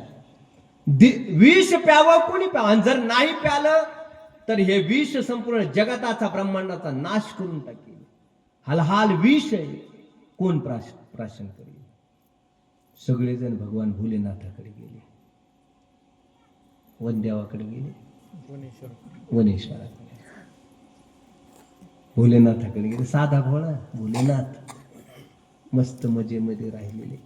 स्तुती केली सगळ्यांनी. आधी सर्वप्रथम स्तुती केली. काम करून घ्यायचं असेल तर आधी स्तुती करा. स्तुती केली. म्हणले, महादेव तुम्ही देवादी देवा, आमच्यावर आलेली संकट कोणीही निरसन करू शकत नाही तुमच्याशिवाय. आणि मग काय समाधी उत्थान झाली, काय पाहिजे काय नाही. म्हटले विष निघालंय, संपूर्ण जगाचा नाश करून टाकील. त्या विषयाला प्राशन करायला तुम्हाला यावं लागेल. भोले बाबा प्राशन केलं विष, दाह सहन होईना, मस्तकावर गंगा घेतली, मस्तकावर चंद्राला ठेवलं, सगळं शरीर शांत झालं, पण कंठ हा निळा झाला. नामकरण झालं नीलकंठ भगवान. कंठ निळा झाला म्हणून नाव काय पडलं? नीलकंठ. काय नाव पडलं? नीलकंठ. आता राहिलं काय? अमृत. बरीच रत्न बाहेर पडली ना, त्याच्यामध्ये लक्ष्मी माता, पारिजातक ही सगळी रत्न बाहेर पडली. ऐरावत, बरीच रत्न. 14 रत्न, त्यापैकी जन्माला आली ती लक्ष्मी माता, तिनं भगवान विष्णूचा स्वीकार केला. अमृत एक रत्न जन्माला आलं. आता ते अमृत द्यायचं कोणाला? राक्षसांनी मंथन करण्यासाठी मदत केली, देवानी मदत केली. वाटणी तर समान झाली पाहिजे. द्यायचं कोणाला? देवाला द्यावं तर राक्षस नाराज होतील. राक्षस देवाला आधीच मारून टाकीन अमृत प्यायच्या आधीच. बलवान आहेत राक्षस. आणि राक्षसाला द्यावं तर ते अमर झाल्याच्या नंतर मग सृष्टीचा नाशच करत बसतील. काय करावं? द्यायचंय देवाला, पण राक्षसांना बी कळालं नाही पाहिजे. जबाबदारी कोणाकडे द्यावी? भगवान विष्णूंनी जबाबदारी घेतली. भगवान विष्णूंनी जबाबदारी घेतली. मोहिनी राजाचं स्वरूप घेतलं. मोहिनीचं अत्यंत देखणा स्त्रीचं स्वरूप घेतलं. आणि हे राक्षस बाळून गेले त्या स्त्रीच्या स्वरूपाला. मग अमृत पाजलं देवांना. आणि नुसतं अमृतासारखं दिसणारं जल पाजलं त्या राक्षसांना. कळालं ते राहूला कळालं. राहू केतू शिरच्छेद केला भगवंताने त्याचा. अमृत पाजत पेलं ना तो. नेवास्याला ती अमृत वाटप झाली होती. ज्ञानोबरांनी ज्ञानेश्वरी नेवास्यातच का सांगितले त्याचं कारण सांगतो तुम्हाला. का सांगितले ज्ञानोबरांनी? नेवासा हे ठिकाण का निवडलं ज्ञानोबरांनी? कारण तिथं अमृताची वाटप झालेली पुराणामध्ये. आणि जिथं अमृताची वाटप झाली त्या ठिकाणी पण वाटप करत असताना देवाने सुद्धा भेद केला. राक्षसांना अमृत दिलं नाही तिथं, देवांनाच अमृत दिलं. मग तो भेद केला. म्हणून ज्ञानोबरायांनी ज्ञानेश्वरी सारखा अमृत वाटायला सुरुवात केली तिथं. पण तिथं कोणताही भेद नाही.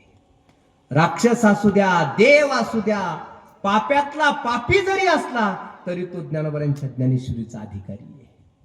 म्हणून ज्ञानोबरांनी ज्ञानेश्वरी ग्रंथ तिथं सांगायला सुरुवात केली. नेवासा या ठिकाणी आले, निवडलं ज्ञानोबरांनी नेवासा हेच ठिकाण. थांबले तिथं. मोहिनी राजाच्या मंदिरामध्ये शांत बसलेली होती ज्ञानोबराय. प्रेत यात्रा चालू होती. सती जाणारी महिला तिनं पाहिलं कोणीतरी मोहिनी राजाचं दर्शन घ्यावं या उद्देशाने मंदिराकडे आली. ज्ञानोबराय समाधीस्थ बसलेली होती.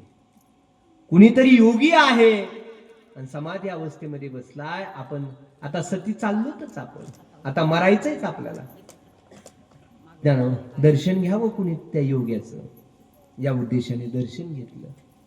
आणि दर्शन घेत असताना असे हात जोडले आणि आवाज केला. बांगड्याचा आवाज झाला. ज्ञानोबरांनी डोळे झाकलेले होते. जसा बांगड्याचा आवाज झाला जाणलं ज्ञानोबरांनी कुणीतरी महिला दर्शन घेते, कुणीतरी माता माऊली दर्शन घेतले. मुखातून शब्द बाहेर पडला, सौभाग्यवती भव. जसा मुखातून शब्द बाहेर पडला रडायला लागली ती. डोळे उघडले. काय झालं बाई?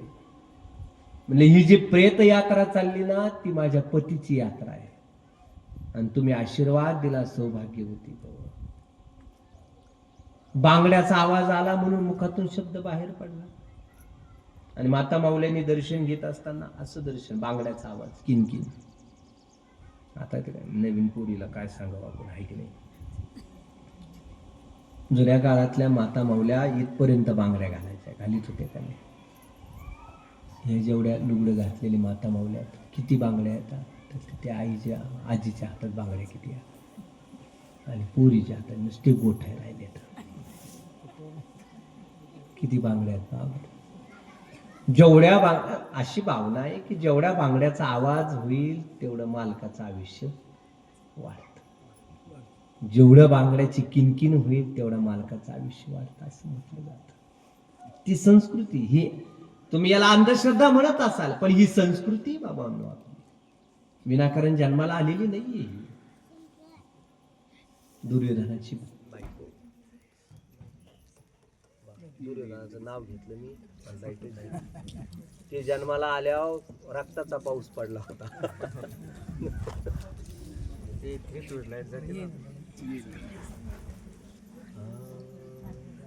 भजन जेव्हा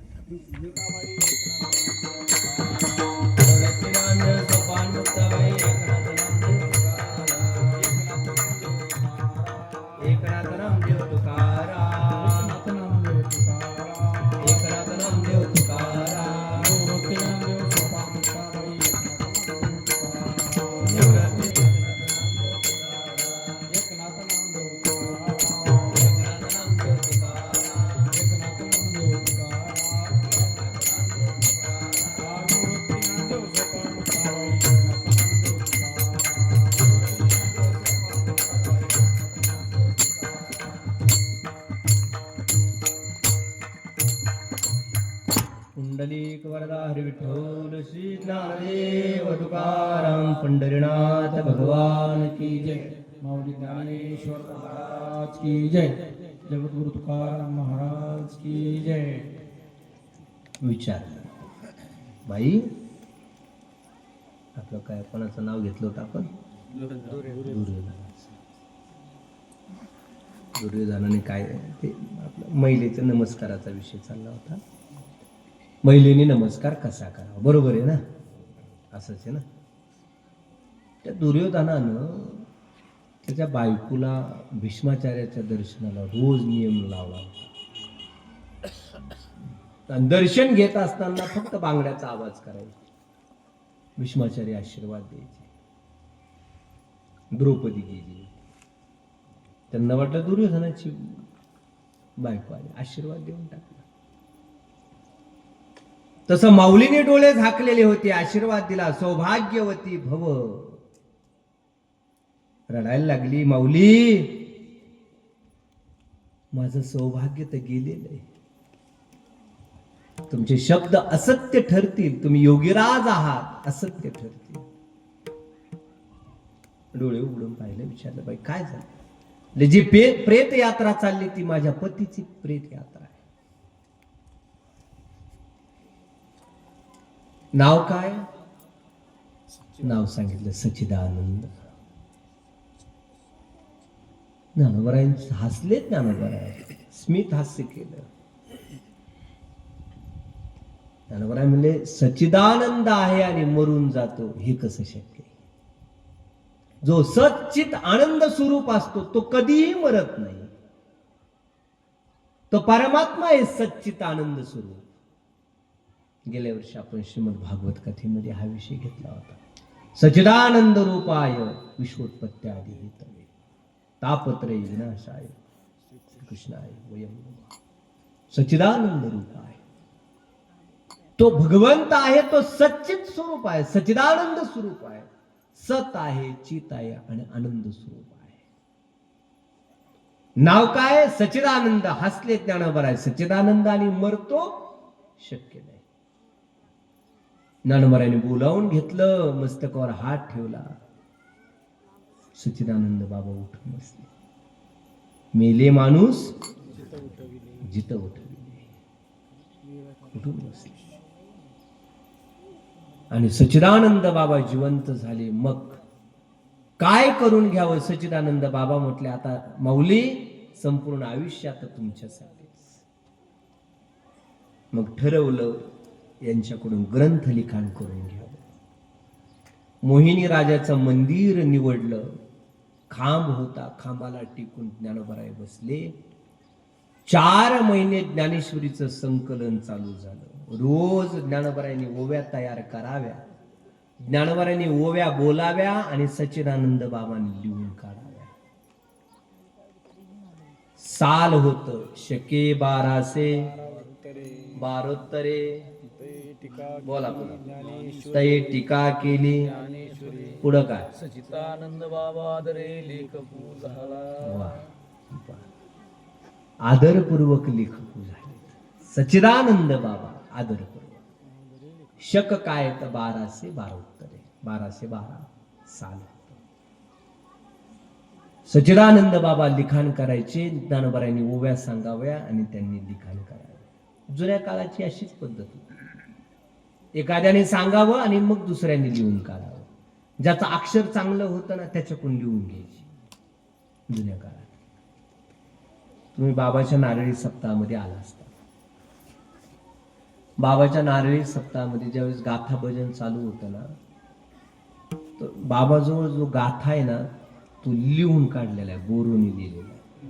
म्हणजे असा प्रिंटिंग नाहीये, असं मोठं आहे, मोठा गाथा आहे, त्याचे 4 भाग आहेत. त्याचे हाताने ते तुमच्या काळामध्ये ते बोरो होतं, बरोबर होता का नाही? कसं असायचं, ते बांबूचं असं तासून काढायचं बांबूने. अशी बारीक बांबूची काठी घ्यायची, बारीक बारीक अशी अंगठ्यापेक्षा करंगळीपेक्षा बारीक असायची, मस्त बोटात बसला पेनाच्या मापाची. आणि त्याला असं बरोबर असं पुढं तासून काढायचं आणि शाईमध्ये बुडवायची आणि इकडे लिहायची, शाईमध्ये बुडवायचं आणि लिहायचं. त्याला बारीक टोक काढला की अक्षर वळणदार यायचं त्याचं बरोबर. शाई पेनाने अक्षर लिहिलं तर अक्षर चांगलं येतं, ते बोरो पेनाने लिहिलेले अक्षर नाही चांगले. पेनस आली त्याच्यामध्ये कांडी, तिचे काय ते कुठेही वळत राहत ते, पण बोरो किंवा ते शाई पेनाचं अक्षर सुंदर, तर ते बोरोने लिहिलेलं आहे तो गाथा. सच्चिदानंद बाबांनी लिखाण करावं, ज्ञानोबारायांनी ज्ञानेश्वरी सांगावी. महाभारताचंही असंच आहे. व्यासांच्या मुखातून श्लोक बाहेर पडायचे आणि गणपती बाप्पा लिहून काढायचे. ज्ञानेश्वरी ज्ञानोबारायांनी लिहिलेली नाहीये. लोक म्हणतात ज्ञानेश्वरी माऊलीने लिहिली नाही, माऊलीने सांगितले आणि सच्चिदानंद बाबांनी लिहून काढले. हे पक्क लक्षात ठेवायचं. इथून पुढे आता पुन्हा सांगायची वेळ येऊ देऊ नका. ज्ञानेश्वरी कोणी लिहिली? सच्चिदानंद बाबा. कोणी लिहिली? पटकन सांगा. सच्चिदानंद. काय आवराय? बर, हा ऊन ऊन मला वाटलं आवरायचं का. हा सच्चिदानंद बाबाने लिखाण केलं, गोड लिखाण. 4 महिने ज्ञानेश्वरी सांगितली. नेवास्याची सगळी मंडळी, ज्ञानोबराय, निवृत्तीनाथ दादा, सोपान काका, मुक्ताबाई दादा पुढे बसलेली असायचे. माऊलीच्या मुखातून ज्ञानेश्वरी बाहेर पडली. ओम नमो जय वेद प्रतिपाद्या जय जय स्वसंविद्या आत्मरूपा देवा तोची गणेशू सकलार्थमती प्रकाशू म्हणे निवृत्ती दासू अवधारी जोजी. हे शब्द ब्रह्म अशेष मोठ्याने म्हणा. हे शब्द ब्रह्म अशेष, हे शब्द ब्रह्म अशेष. पुढे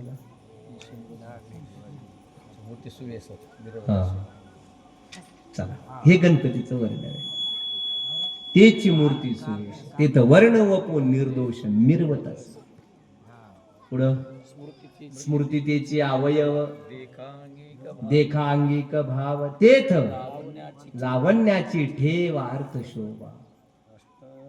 अष्टादश पुराणे तिची मणी भूषणे पदपद्धती खेवणे प्रमेय रत्नाची पदबंध नागर तिची रंगाथिली अंबर जेत साहित्यवाणी सपूर उजाळा. देखा काव्य नाटका जे निर्धारित असते त्याची ऋणधुनती क्षुद्र घंटिका अर्थ. हे गणपतीचं वर्णन आहे, गोड वर्णन ज्ञानोबांनी केले. सच्चिदानंद बाबाने लिहून काढावं, ज्ञानोबांनी सांगावं, अशा ओव्या तयार कराव्या, रोज तयार कराव्या. पुढे निवृत्तीनाथ दादा उपस्थित आहेत. ज्ञानोबराय म्हणतात, तुम्ही माझे आधार आहात, एकच असे आधार तेनीची बोली जय सानुकूळ निवृत्त सानुकूळ श्री गुरु ज्ञानदेव म्हणे. सानुकूळ श्री गुरु आहेत ते, निवृत्तीनाथ दादा आहेत समोर बसले. अनुकूल आहेत, सानुकूळ म्हणजे अनुकूल आहेत. तुम्ही ज्ञानेश्वरी सांगा, मी ऐकायला तयार आहे, या भावनेने अनुकूल आहेत निवृत्तीनाथ. जय सानुकूल श्री गुरु ज्ञानदेव म्हणे. जर श्री गुरु जर अनुकूल असतील तर लोहाचे कणक होय जे सामर्थ्य परिसीच आहे. अरे लोहाचं सुद्धा सोनं होतं, सामर्थ्य परिसामध्ये, त्या लोखंडामध्ये सामर्थ्य नाहीये. निवृत्तीनाथ दादा म्हणतात जरी परिसामध्ये सामर्थ्य असलं लोखंडाचं सोनं करण्याचं, पण ते लोखंडाचं सोनं होतं, पितळाचं आणि जर्मलचं सोनं नाही होत. लोखंड असलं पाहिजे तर त्याचं सोनं होतं.